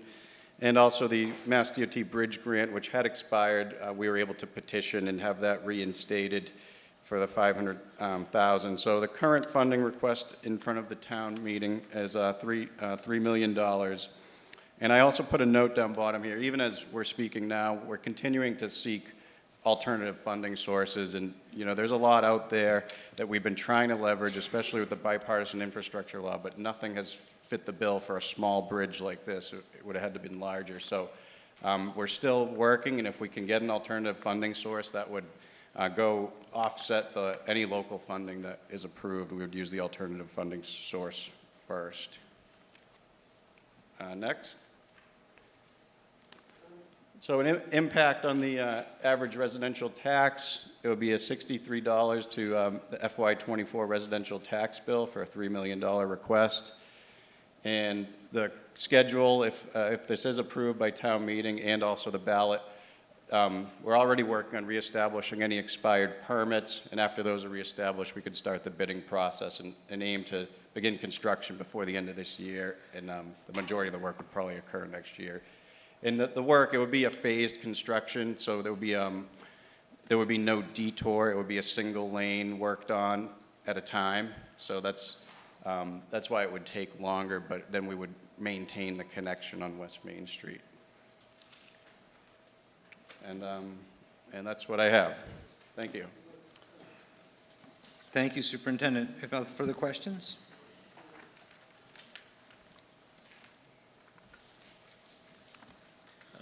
Angelos Koikinos, Mountain Laurel Road. A couple of questions. We have heard about the $1.5 trillion infrastructure bill, and I'm surprised that the title of it says infrastructure, Mr. Moderator, and we can't get money. Bridges are part of the infrastructure, and we can't get money to build our bridge. And have you, It would be the superintendent. Superintendent, have you talked with our local congressional delegation? Because I've been getting emails almost every day on how great this infrastructure bill is and how it's going to help everybody. And I'm wondering if it's just a subsidy to the Chinese photovoltaic cell producers. Sorry, Mr. Clinton. I think we get the point of your question. Mr. Skelquick. I would actually agree with most of what you said. We have been looking at I get the emails too for all the different grant opportunities that come out there. The major problem with this project is it's just over 10 feet in span, and federally that's not considered a bridge, it's considered a culvert. Federally, up to 20 feet is a culvert, over 20 feet is a bridge. The state, the Commonwealth, Mass DOT, their definition of a bridge is from 0 to 10 feet is a culvert, 10 to 20 is a small bridge, which is how we get the grant, 20 and over is a bridge. So I've been working, we've also, as a town, we've been working with Congresswoman Trahan and our other delegates as well to seek funding here, as well as I've been working closely with Mass DOT and others. So that's why we're here now. Would it help if we organized a petition to Congresswoman Trahan to see if they can? I worked for the federal government for a So long time. I do truly appreciate your line of thinking, and I don't think the superintendent would say no thank you to help like that. So Am I maybe correct? I don't want to put words in your mouth, but everybody please write to Mrs. Trahan and ask her to support this or find the funding. Thank you. There's an awful lot of funding in the federal government for, if it's not for this, what else? Thank you. Thank you. I'm sorry for Thank you.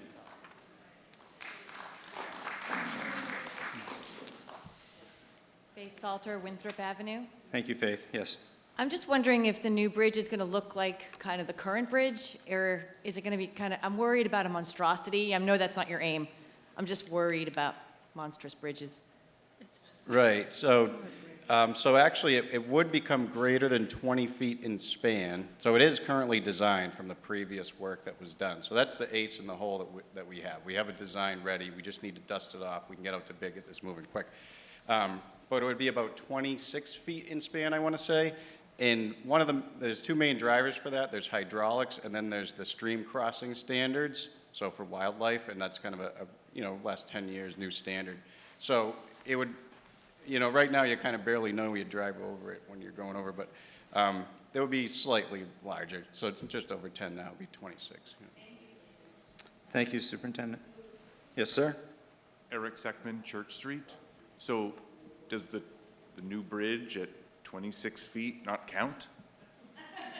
We hit the magic 20 mark, doesn't that count for, or even if we split the difference or something? I asked the same question, and it did not count, unfortunately. I asked the same question. Thank you, Mr. Seckman. I appreciate it. And I know Dan probably asked the question, to be honest with you. Any further discussion?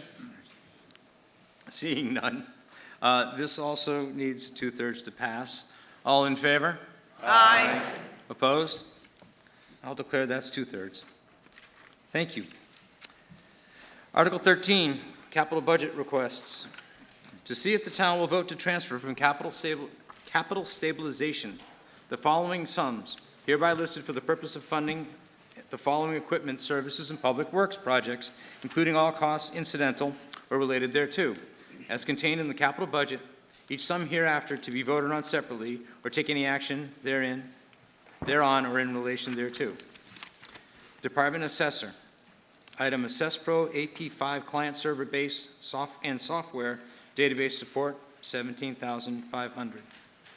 I'm going to ask a point. I read them all, then we vote on it, correct? Yes. Okay, good, because there's a question, thank you. Library, HVAC repairs of $25,000. Library roof repairs of $15,000. Cemetery, resurface the access road and the driveways, $25,000. Department of Public Works, solid waste, paving the lower access driveway for $25,000. DPW stormwater, Upper Flanagan Pond Dam repairs of $50,000. DPW administration, DPW security gate upgrade, $65,000. Parks, Sandy Pond Beach House rehab study, $30,000. Facilities, police station fence and trim repairs, $43,000. Facilities, town hall acoustics, renovations and repairs of $68,700 for a total of $364,200. Mr. Moderator, Mr. Hood. I move that the town vote to transfer the total sum of $364,200 from capital stabilization for the purpose of funding the equipment, services, and projects contained in Article 13 and read by the moderator. Second. Discussion? Seeing none, all in favor? Aye. Opposed? This also took 2/3. It got it. 2/3. It passed. The next two articles, 14 and 15, I'd like to do by consent. Okay, Mr. Moderator, Yes? I make a motion that Articles 14 and 15 be moved by consent. Seconded. Moved and seconded. Any discussion on all in favor? Aye. Opposed? Thank you. Any discussion on 14 or 15? Hearing none? All in favor? Aye. Opposed? Passed by majority. Thank you very much. Article 16, funding for aquatic weed control for town ponds. To see if the town will vote to raise and appropriate the sum of $30,000 for the purpose of funding the aquatic weed control program for the town's ponds and any incidental and related costs and expenses, or take any action therein or in relation thereto. Funds are to be spent by June 30th, 2025. Unexpended funds on June 30th, 2025 to close and revert to general fund balance. Mr. Moderator, Yes, sir? I move that the town vote to raise and appropriate the sum of $30,000 for the purposes of funding the aquatic weed control program for the town's ponds as contained in Article 16 and read by the moderator.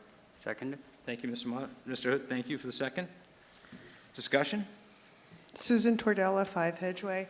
I just want to encourage the CONSCOM to continue to look for alternatives to keeping on using these chemicals that go into the pond, because other towns have explored alternatives, and I just want to encourage them to stay on that route and use this money maybe to build rain gardens, to explore other ways to control the weeds. Thank you. Further discussion?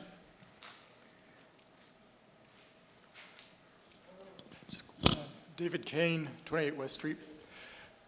Just a question. What are we using for weed control exactly? Would somebody from Conservation like to answer that? I think the question is, what are we using for weed control? Right. Thank you. I think, John, I think Heather's on her way up. We also, our Conservation Agent, Heather Hampson. Hi, yeah, so the Conservation Commission entered in a contract, I want to say a meeting or two ago, with a company called Waters and Wetlands. A copy of their report from last year. They're the same company we used last year. And along with their I believe I can get the copy of the contract, as long as that's fine, to anybody and get that posted to the website probably tomorrow for anyone to review. They do minimal amount of chemicals in the property, on the lakes, and to the previous person's question, the commission is continuing to look at alternatives. We just need to appropriate the money this year for next year, just so we have the funds to enter in a contract next year, because we do those contracts before town meeting. So long as we're trying to minimize it, I'm perfectly fine with that. Thank you. Yep. Thank you. Further discussion? Seeing none, all in favor? Aye. Opposed? It's the majority. Vote passes.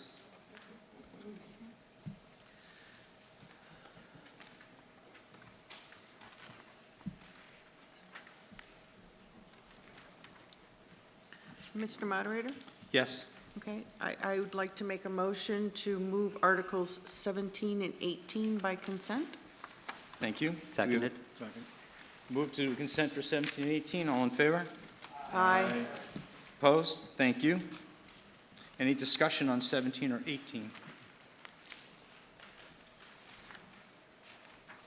Seeing none, these are majority. All in favor? Aye. Opposed? Thank you. They pass.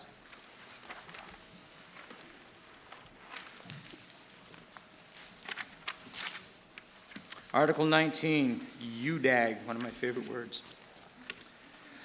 To see if the town will vote to transfer the sum of $60,185 from free cash for the purpose of replenishing the Urban Development Action Grant.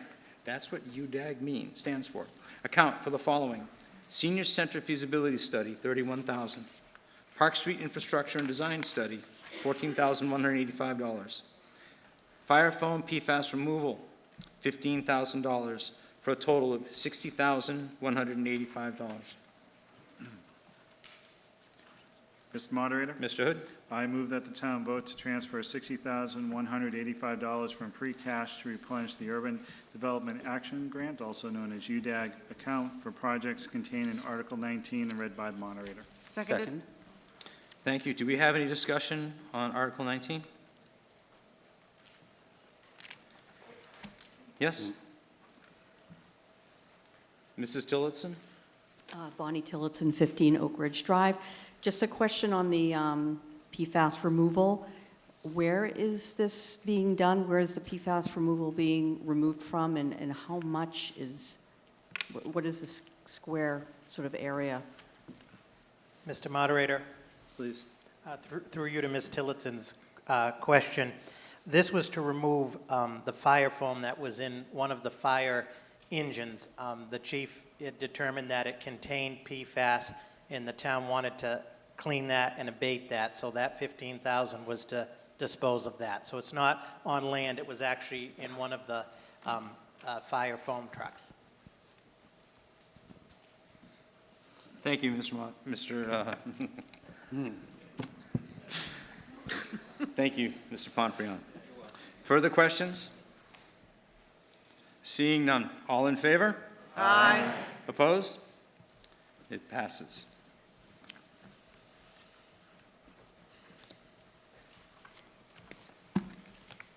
Article 20.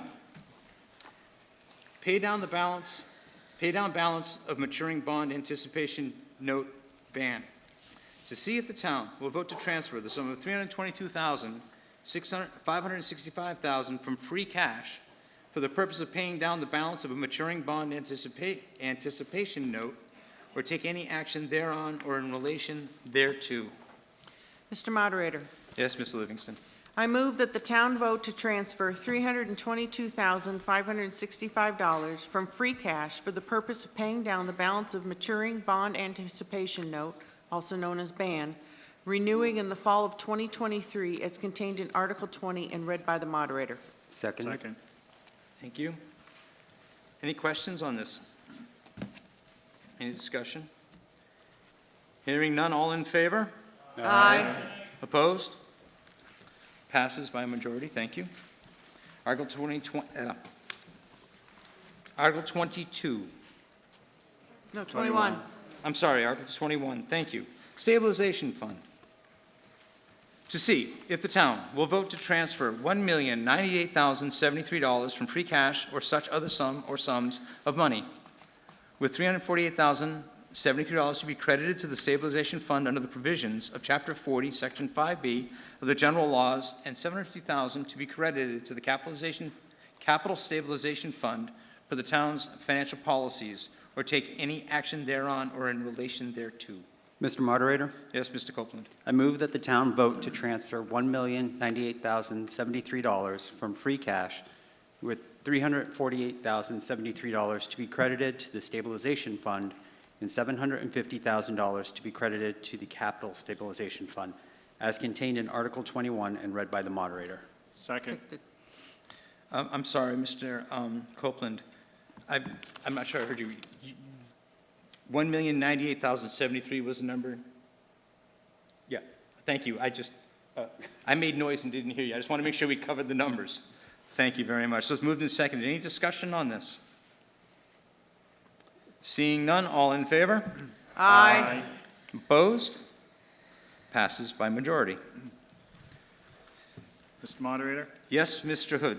I make a motion that we move Articles 22, 23, 24, and 25 by consent agenda. Thank you. And seconded. All in favor? Aye. Opposed? Thank you. So 22, 23, 24, 25. Any discussion on these four articles?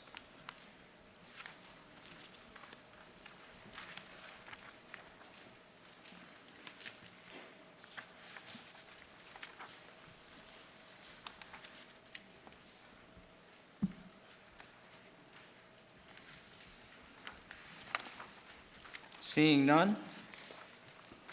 All in favor? Aye. Opposed? Passes unanimously. Now I got to turn my pages and get caught up. Excuse me for a moment. Article 26. Rescind of prior borrow authorizations. To see if the town will vote to rescind the following amounts that have been authorized to be borrowed by votes at previous town meetings, as listed herein, which are no longer needed for the purposes for which they were initially approved. Unissued amount of $229,000 in May of 2012, warrant Article 19, the DPW dump truck with plow and spreader. 5266, again May of 2012, warrant Article 19, fire department service truck. $4,905, May of 2012, Article 19, police station security entrance system replacement.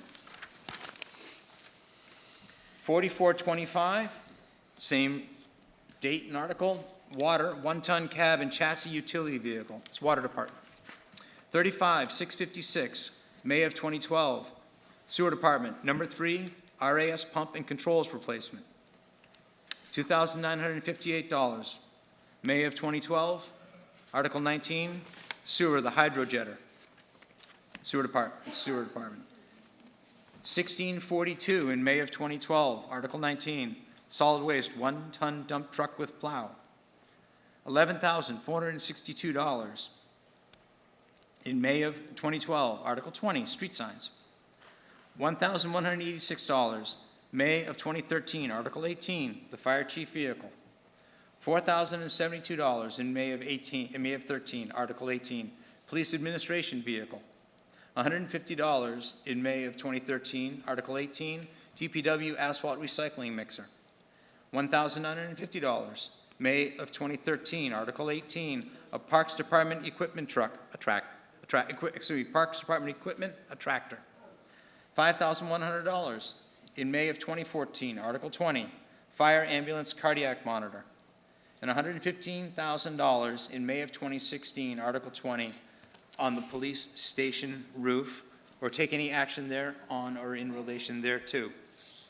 Mr. Moderator, Ms. Livingston. I move that the town vote to rescind the prior borrowing authorizations of previous town meetings as listed in Article 26 and read by the moderator. Seconded. Thank you. Any discussion? Yes?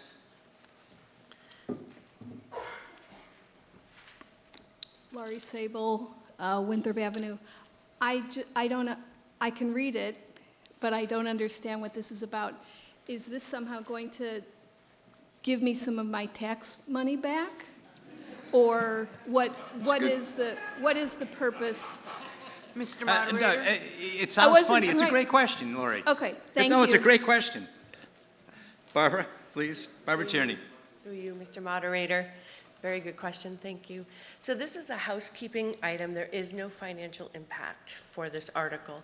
These are old, when we estimate a future year debt and we get it approved at annual town meeting, we then go out to bid.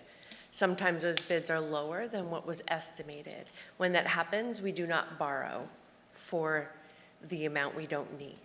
So these are, it's a housekeeping item, cleaning up a lot of old borrow authorizations that we never borrowed for. So it has no impact on our tax rate.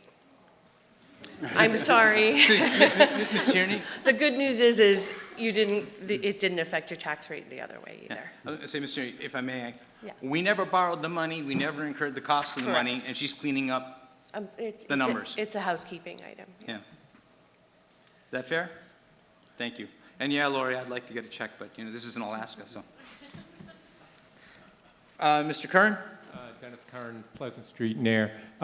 In terms of housekeeping, and I know that you're relatively new to the position, but it seems like 12 years or so from the approval to the housekeeping. Is there a future mechanism whereby that kind of housekeeping can occur closer to the time of the approval?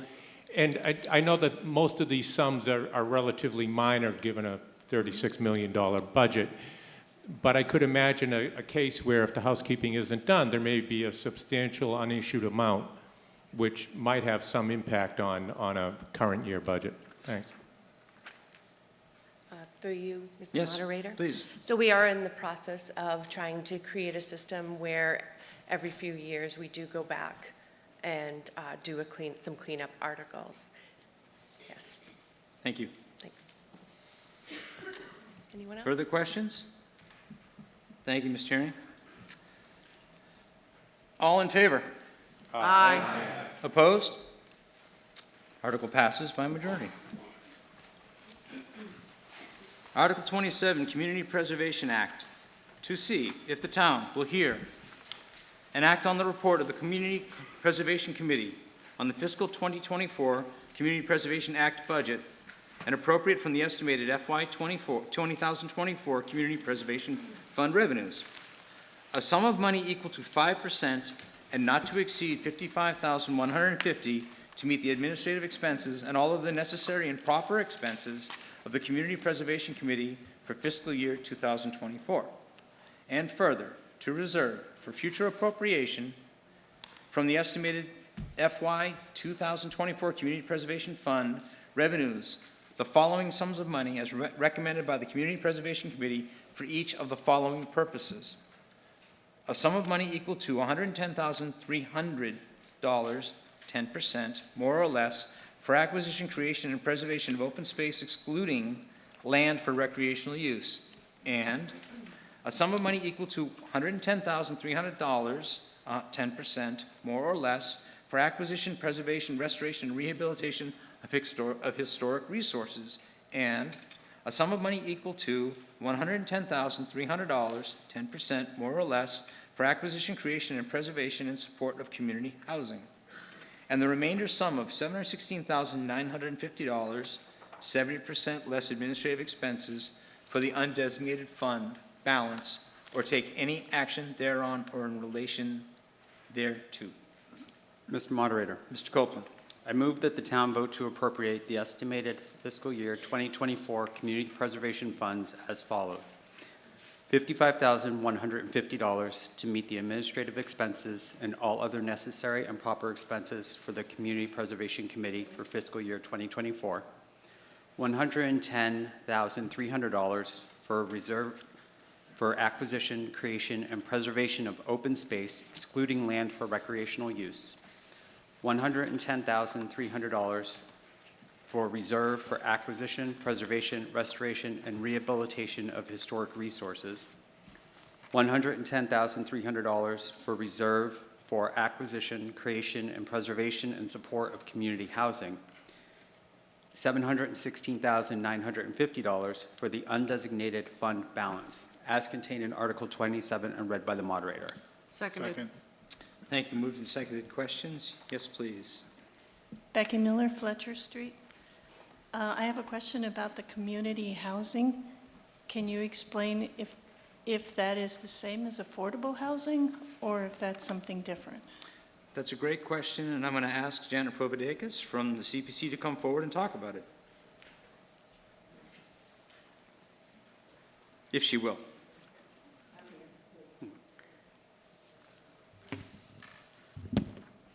Thank you for the question. When you're saying community housing, yes, it is affordable housing.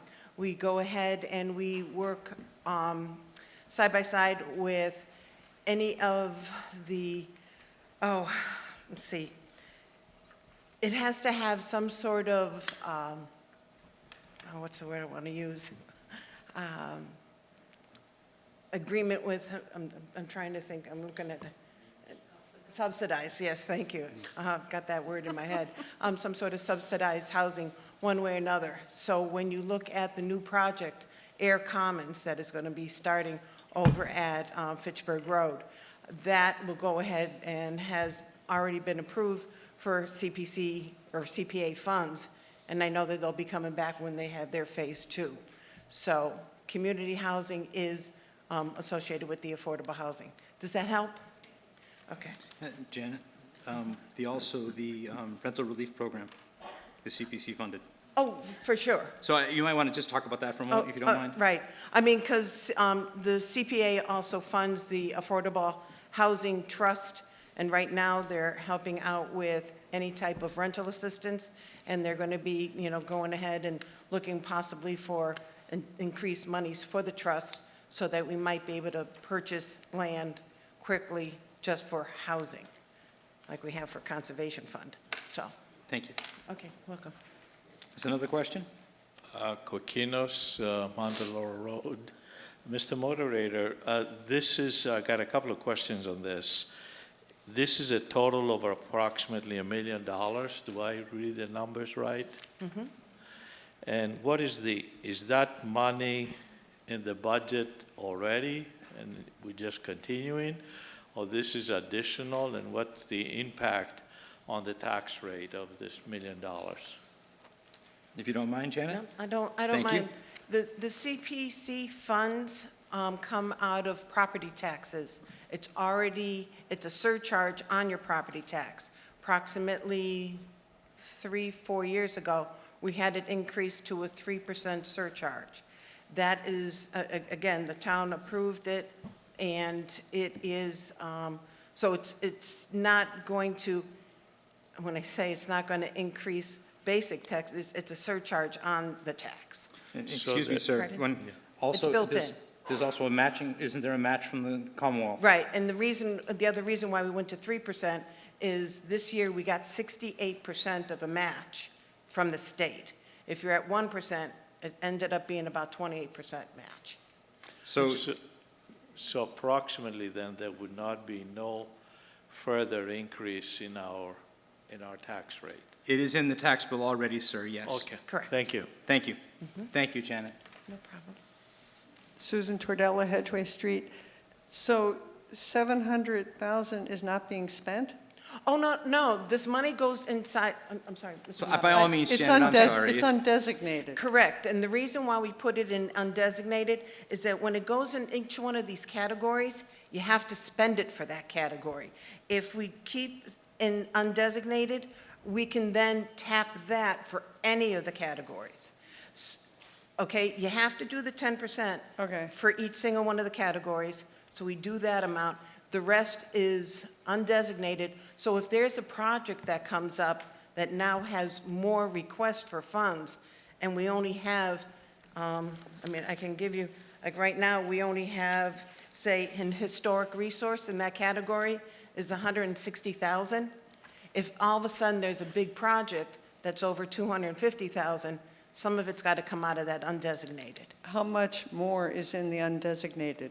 Undesignated right now is 907,000. And who decides how to spend all this? Town, So, At town meeting? at Susan. town meeting. hang on for the next article. It's I a can't CPC wait. article, okay? But those are great questions. No, they really are great questions. But we're going to get to an article in a moment where there's a request for undesignated funds Okay. to be spent. Thanks. Becky Miller, Fletcher Street. Could you explain why, when it says open space, it actually excludes land for recreational use? Mr. Moderator? Please, Janet. Okay, what ends up happening with recreation use, we have to be very careful on how we use open space money. When the Ayer Shirley District went ahead and asked for funds for the field here, it did come out of the open space, but we had to make sure that it wasn't any type of structure. You know, we cannot spend it on any form of a stadium or anything like that. It has to be something for an active use, active recreational use. And that does include hiking. It includes access to waterways for kayaking. It's just you can't build a stadium with stands with CPC funds. But you might put it on land that CPC contributed to. Is that fair, Janet? Yep, Thank you. okay.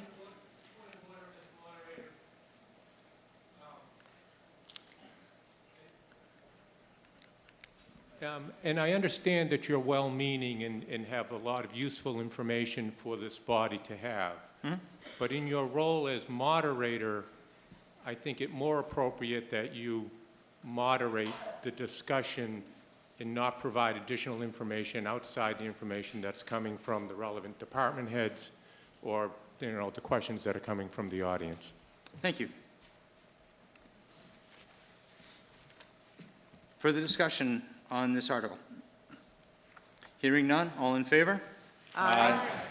Opposed? Passes by majority. Article 28, Peroni Park Playground Project. We have alliteration. To see if the town will vote to transfer from the Community Preservation Fund for FY 2024 balance reserve from the open space category the sum of $750,000 for the Peroni Park Playground Project to include design and engineering, demolition, site remediation, and construction of a new playground and any incidental and related costs and expenses, or take any action thereon or in relation thereto. Mr. Moderator, Mr. Hood.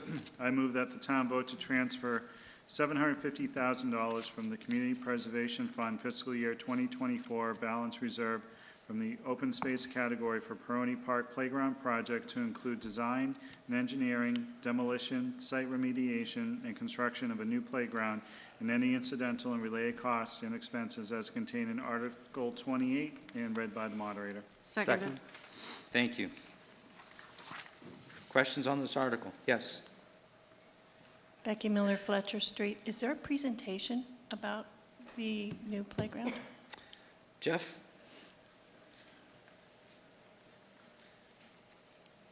Thank you, Mr. Moderator. My name's Jeff Thomas. I'm the Ayer Parks Director, and I'm here on behalf of the Ayer Parks Commission to give a brief presentation on the remediation and rebuilding of the playground at Peroni Park. The picture behind you is an illustration of what we're hoping to do with part of the rebuild. There's also going to be a more natural playground that's going to be built along the hill as well. So a little history that goes with this project. This has been an ongoing effort since 2006, when traces of arsenic were first discovered by chance, and the town has been working towards a solution ever since. When we first found out about the contamination, we were initially told by the Environmental Protection Agency that we could continue use of the playground as long as we had appropriate signage. But eventually the matter was referred to the Mass DEP, who ordered the playground closed at the end of 2021, and the matter was more urgent. Fortunately, the Parks Commission had already begun with a remediation study that summer and was able to hire a consultant, Beta Incorporated, to develop a plan for both the remediation of the site and a cost estimate for putting in a new playground that met the desires of the public as well as safety and ADA requirements of the state. So after holding several public forums and an online survey, we were able to develop a plan for a conceptual play area based on what the town desired and asked Beta to do a cost estimate for us. The price tag at that time was well over $1 million, which none of us liked hearing, but the playground has been essential part of our community since 1989. And it was imperative for us to come up with a plan to get a new playground in place. Cindy, could you go to the first slide, please? So at that point, it was decided to do the project in phases, with the first part being remediation of the site and an installation of several play structures to start, with more structures to follow as funding could be acquired. We asked for and received funding from town meeting last spring and got a starting budget of $720,000 for phase one. And then later on, we were also able to secure a $100,000 grant from the state. Thank you, Carly, for working on that mostly. And we began work on remediation this past fall, and it's now complete. So if you've been down to the park recently, you'll see that it's been cleaned off and all the contamination has been removed. We asked Beta for an updated cost estimate at that point for the replacement playground. And as Selectman Hood pointed out during the budget presentation, prices jumped exponentially for both the equipment and labor since the initial estimate. Cindy, could you go to the next slide, please? So we reassessed what our best tact going forward would be, and it was decided to try to do the entire rebuild in one phase to try to keep costs down as much as possible. The initial cost estimated included contingency was about $1.8 million. Now, we found that figure unacceptable and worked on cuts to reduce over $300,000 of that to get the total cost down to around $1.5 million. And with $550,000 left from the initial budget after the remediation and some planning, the additional funds to do the entire construction of the playground would be $970,000. So tonight, we are asking for $220,000 from capital planning, which you had already approved earlier in the meeting, and then $750,000 from CPC to fund the entire project. Now, we understand this is an enormous amount of money for a playground, but it's going to create a beautiful playground. We really think this is going to be something everyone's going to be very proud of, and it's going to benefit residents for generations. We estimate that our playground is used by over 10,000 children annually and is an essential part of Peroni Park and our town's identity. So I thank you for your consideration of this important project, and I'm happy to answer any questions. Thank you, Director Thomas. Any further questions? Give Ms. Salter a chance. Faith Salter, Winthrop Avenue. On that very hard-to-read graphic with all the yellow on it, did it say that one of the budget items that we eliminated was trees? Yes, however, that wasn't eliminating the trees. It was eliminating the cost of trees. We have been able to work with our tree warden in town to get a donation of trees each year that we've been adding to our park. You may have noticed. You would be the person to notice that. And we are expecting to get the same type of thing done for the parks itself. That's why that cost was cut down to nothing. Thank you. I just want to add the comment that one of the great features of our playground in Ayer is the shade. So many playgrounds around us don't have shade. And that one, so I appreciate that the trees will be brought back. Certainly. And we should mention that we put extra effort and, unfortunately, cost into preserving 3 of the main trees in the area. So we're very happy about that. Thank you. Further?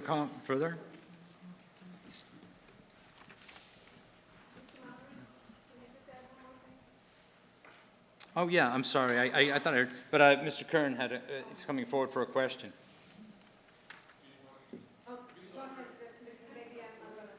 My question was just, is there an anticipated conclusion date that is, in the life of your average 3, 4, 5, 6-year-old and the parents that are taking care of them, 2, 3, 4, 5 months in the spring and summer are extremely long periods of time. So do we know when the project will be finished and children will be able to use the park?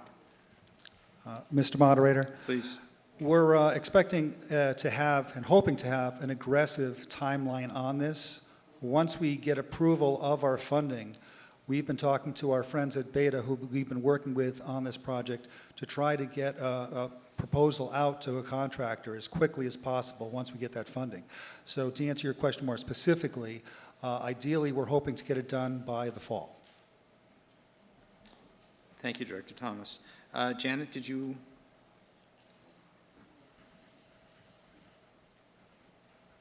One thing that I just want to go ahead and add with some of the questions with regards to CPC funds or CPA funds is that if it goes under budget, so which means they're not looking, they don't spend all the 750, it goes back to the CPA fund and it sits there for future use. So if it's not used, it just goes back to the fund, and so it's available for another use. I just want to make sure people were aware of that. The town doesn't take it, it comes back to here, and it comes back to the town meeting.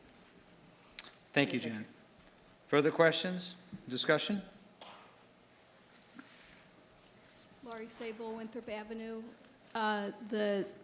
The sheet with all the breakdowns of costs, I can't help but see that you're referring to trash receptacles and not including recycling receptacles. So I hope that that will be part of the plan. You know me well enough, Lori. I'm sorry, through you, Mr. Moderator. No, please, Mr. Thomas, Director Thomas, absolutely. That is just what the Beta layout was for language. We're certainly going to be putting in recycle. Thank you. Things. I've been asked not to make other comments, but I know the director is also reusing stuff he has and not buying really expensive new ones. Along those lines, if I'm not mistaken, having seen your presentation before. Thank you. Further discussion? Seeing none. All in favor? Aye. Opposed? That's a majority. It passes. Thank you very much, all. Thank you. Article 29, authorization to initiate a municipal aggregation program.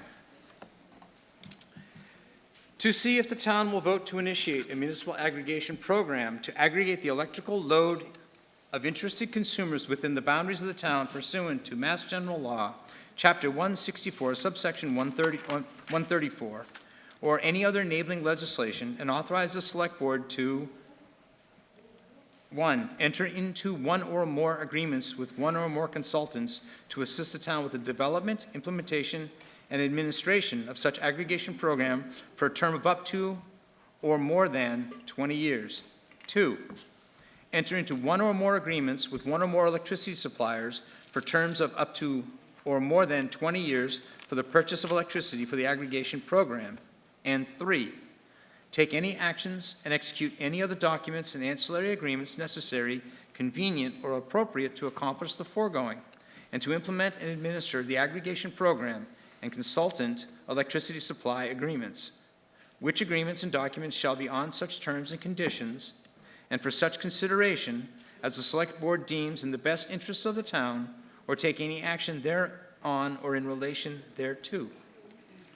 Mr. Moderator. Ms. Livingston. I move that the town vote to initiate a municipal aggregation program to aggregate the electrical load of interested consumers within the boundaries of the town of Ayer pursuant to Mass General Law, Chapter 164, Section 134, or any other enabling legislation, and to authorize the Select Board to enter into one or more agreements with one or more consultants to assist the town with the development, implementation, and administration of such aggregation program for a term of up to or more than 20 years.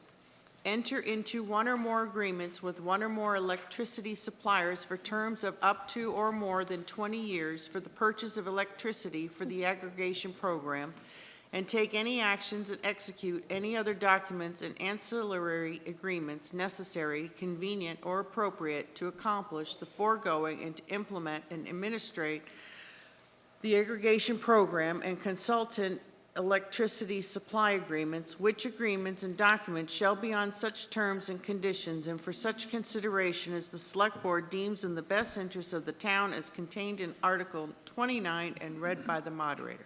Second. Second. Thank you. Did everybody understand that? I believe we have a brief presentation on this. Excuse me. I believe we have a brief presentation on this. Our Assistant Administrator, Carly Antonellis. Good evening, everyone. So I wanted to give a brief overview of what municipal aggregation is. We were approached by several residents over the past 12 months as your electricity bill goes up and up. What municipal aggregation allows is for the town to bundle all of your accounts together as one, and then a company would come in and bid to give you a reduced electric rate. So Chuck Schultz and I, our facilities director, we met with several consulting companies to discuss the implementation of a municipal aggregation program for the benefits of the residents of the town and businesses. So in short, the program allows a city and town to determine where our electricity comes from. In a municipal aggregation, Ayer would contract with an electrical supplier on behalf of residents and businesses who have not already selected a competitive supplier. Most residents and businesses currently get electricity supply referred to as a basic service from their electric utility, National Grid. Under state law, electric utility customers can choose their supplier other than National Grid, and the utility and National Grid, though, will continue to deliver the electricity, maintain poles and wires, and provide other customer services. Also, you'll still receive a single bill for services. Cindy, if you want to hit the next slide. So step one in this long process is tonight to authorize the town to enter into a municipal aggregation agreement.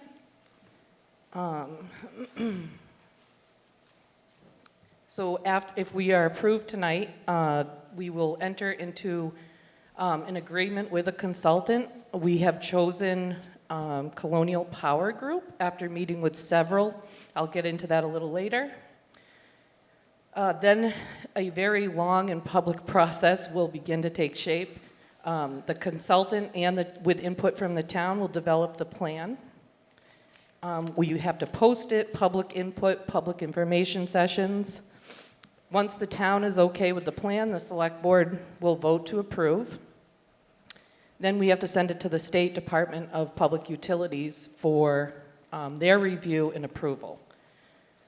After that long process, then our consultant will go out to bid. And then what happens is the consultant will send a letter to every resident and business in town explaining what your options are. What they'll do to get the most competitive rate is bundle all services. You are able to opt out. You don't have to participate. It's certainly going to be a more favorable rate, so most people stay opted in, but there's no obligation to do so. There's no cost to the town and no extra cost to the ratepayers. So once this gets passed and approved by the DPU, Cindy, oh, thank you, Cindy, then we will have implementation where you can opt in, opt out at any time. And then if you have any issues with your aggregation moving forward, Colonial Power Group will be our consultant to manage that in consultation with the town. So if approved tonight, we're looking at an 18 to 24 month process before there's any relief on your bill, because as we understand it, there is a backlog at the DPU. Next slide, please. So just on Colonial Power Group, Like I said, Chuck and I met with several different consultants. Colonial services 80 Massachusetts municipalities. They have neighboring towns, Harvard, Lunenburg, Lancaster, Ashby, Bolton, Gardner, Carlisle, and Lowell. We've reached out to all these towns. They had nothing but great things to say. We've looked on everyone's website. The Colonial Power Group, by far was the easiest to use with the most information. So we feel comfortable entering an agreement with them if we are approved tonight. And then just some general information. The first two bullets we already talked about. But state law mandates that a certain percentage of the electricity produced comes from renewable energy sources, such as solar and wind. The town of Ayer can also offer another product, such as a green product, which includes more than the state minimum for renewable energy credits. Residents and businesses will have the option to choose between the standard package and a more green portfolio package, which will be a little bit higher rate. As noted, this is a public process in which there will be ample time for public input. This is simply the first step tonight to get that process going. So happy to answer any questions. Mr. Moderator? Mr. Maxon. Frank Maxon calling. I understand that everything in Ayer is going to be eligible to be part of that, and I want to be, I'm sorry? Oh, nothing, Mr. Maxon. I moved. I didn't say anything. I'm sorry. Please continue, sir. I want to confirm that the residents in Ayer that are on the enterprise zone are will be included. That's a great question, Frank. And off the top of my head, I don't know about the residents on the enterprise zone, but certainly we'll be figuring that out during the process. Okay. But I will make a note of that, and I'll follow up with you. All right, thank you. Sure.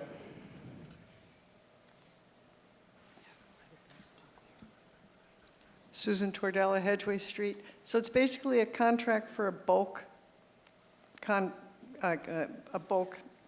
purchase of electricity. Correct. So once they bundle all your accounts together, suppliers will go out to bid and give us a more favorable rate than, say, National Grid. And it will be a mix, and we'll have a choice of what mix we want? Yep. So when we create the aggregation plan with our consultant, there's definitely a minimum that we have to do renewable energy, but we have the option to create a greener portfolio for options for our consumers to pick from. You said if we pick the greener, it'll cost more. It'll cost a little bit more, but we looked at the rate differential. It wasn't extreme. Okay. And will hydro from Quebec be included, as well as nuclear power from Seabrook and Millstone, Connecticut? I don't know that off the top of my head, but certainly during the process, we will look into that. Because those are also green. So how will the town make that decision during the process? During the process, we'll be working with the consultant as well as town council. You'll have hearings, or it's at the select board? So the select board meeting, they'll be at select board meetings, but we're also planning on doing public information forms throughout the process. Mr. Kern. Dennis Kern, Pleasant Street. Carly, how long would the agreement with Colonial Power Group, how long do those contracts last? Would they be renegotiated after a period of time, or is there a standard length? So as the article read, it can be up to 20, correct? Or more. Up to 20 years? Yeah, 20 years. Okay. Yeah, we would negotiate that when we enter into the agreement. Sir. Angelos Coquinos, Monte Laurel Road. A couple of comments or questions on this. I noticed that I know the Commonwealth requires that we purchase a certain percentage of renewable power. Mm-hmm. There is no way that you can tell if the electrons that are transmitted through are green or blue or black or red, okay? And there have been situations where these companies that aggregate are not providing power. They just buy the power from wherever it's available, number one. Number two, there is a very great case. Name of the town is Georgetown, Texas, with a small town where they decided to do that.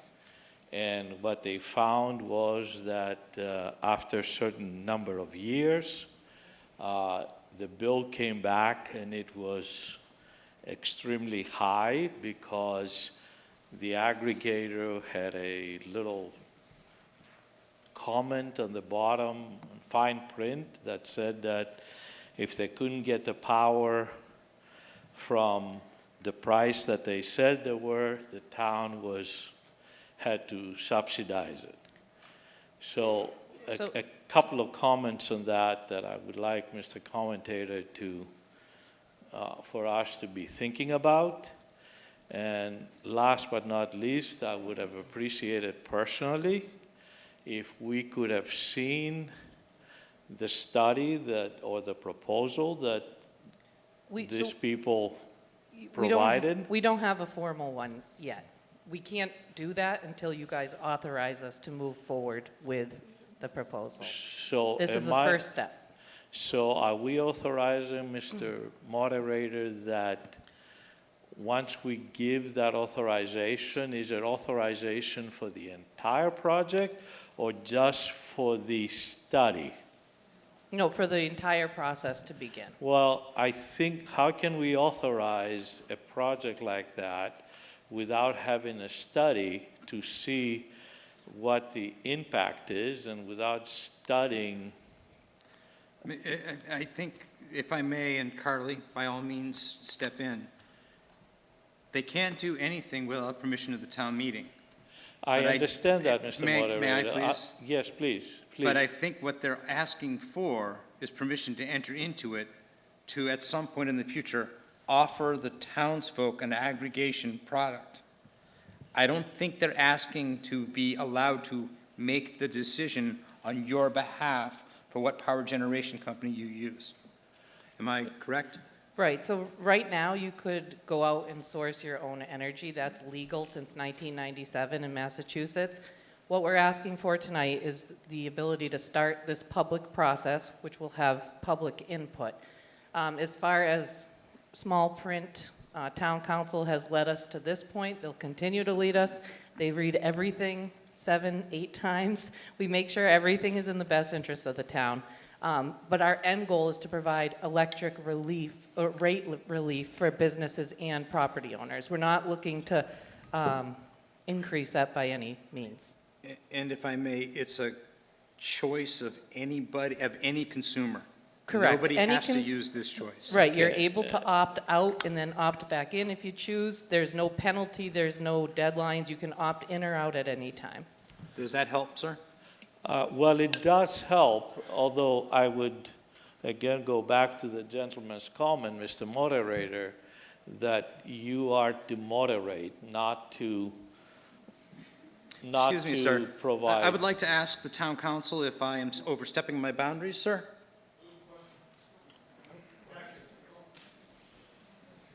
Mr. Moderator, to you. Thank you. In my opinion, the comments you've added are just to amplify the speaker and to prompt discussion. I don't think you've led the discussion. I don't think you've overstepped your bounds. So in my opinion, you've done just fine. Thank you very much, sir. Okay. Again, I would like to offer the comment that if we vote for something like this, I would like personally to have an assurance that I'm not voting to, that it doesn't oblige the town or myself to buy a product that I don't want to buy. No, it's for the individual. Each homeowner can decide. You'll, again, you'll be notified by the company. You'll automatically be opted in, but the next day you can opt out before the program even starts. And that's a process that's regulated by the state, the Department of Public Utilities. Okay, thank you. Sure. Thank you. Mr. Moderator, Kevin Mr. Bresnahan, Wachusett Ave East. I'd like to move the question, please. Question's been moved and seconded. All in favor? Aye. Opposed? No. I think the ayes have it. Thank you. All in favor? Aye. Of Article 20, all in favor, I'm sorry, all in favor of Article 29, please again. Aye. Opposed? No. Ayes have it.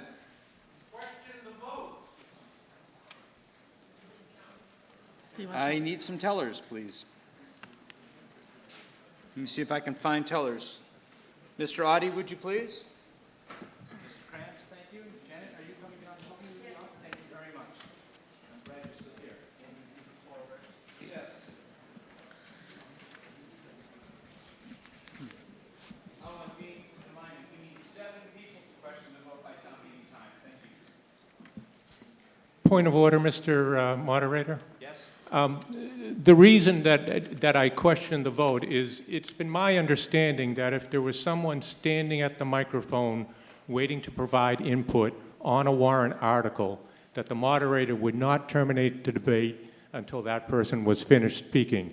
And there was a gentleman standing in front of the microphone ready to speak when the question was asked. Thank you. Mr. Moderator? Mr. Rich, please. You recognize the mover who moved the question. Once you recognize that, then it'd be a vote on the motion to move the question, and that cuts off debate. Thank you, sir. Okay, so, all in favor, excuse me, I should stand behind the microphone. Go back to my coaching hockey days in a rink where everyone could hear me. All in favor of Article 29, please raise your blue card so that we can have the tellers count.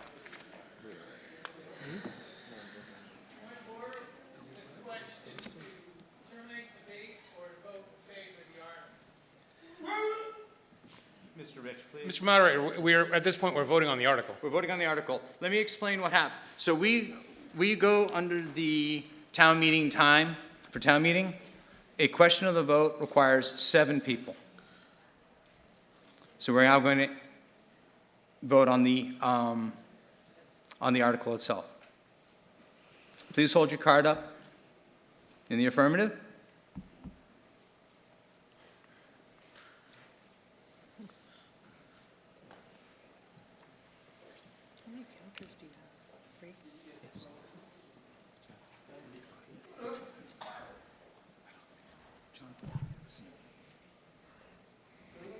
Who's that? Thank you.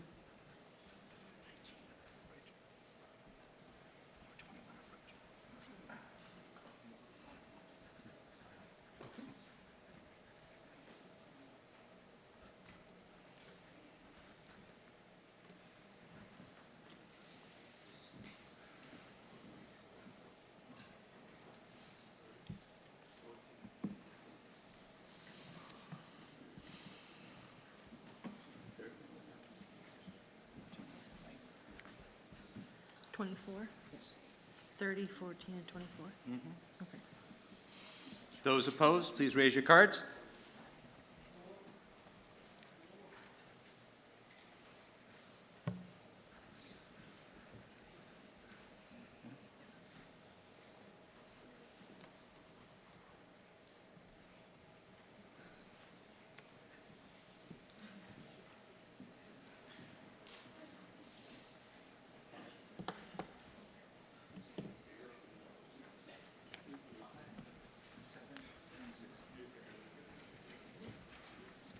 The tally is 68 yes, 12 no.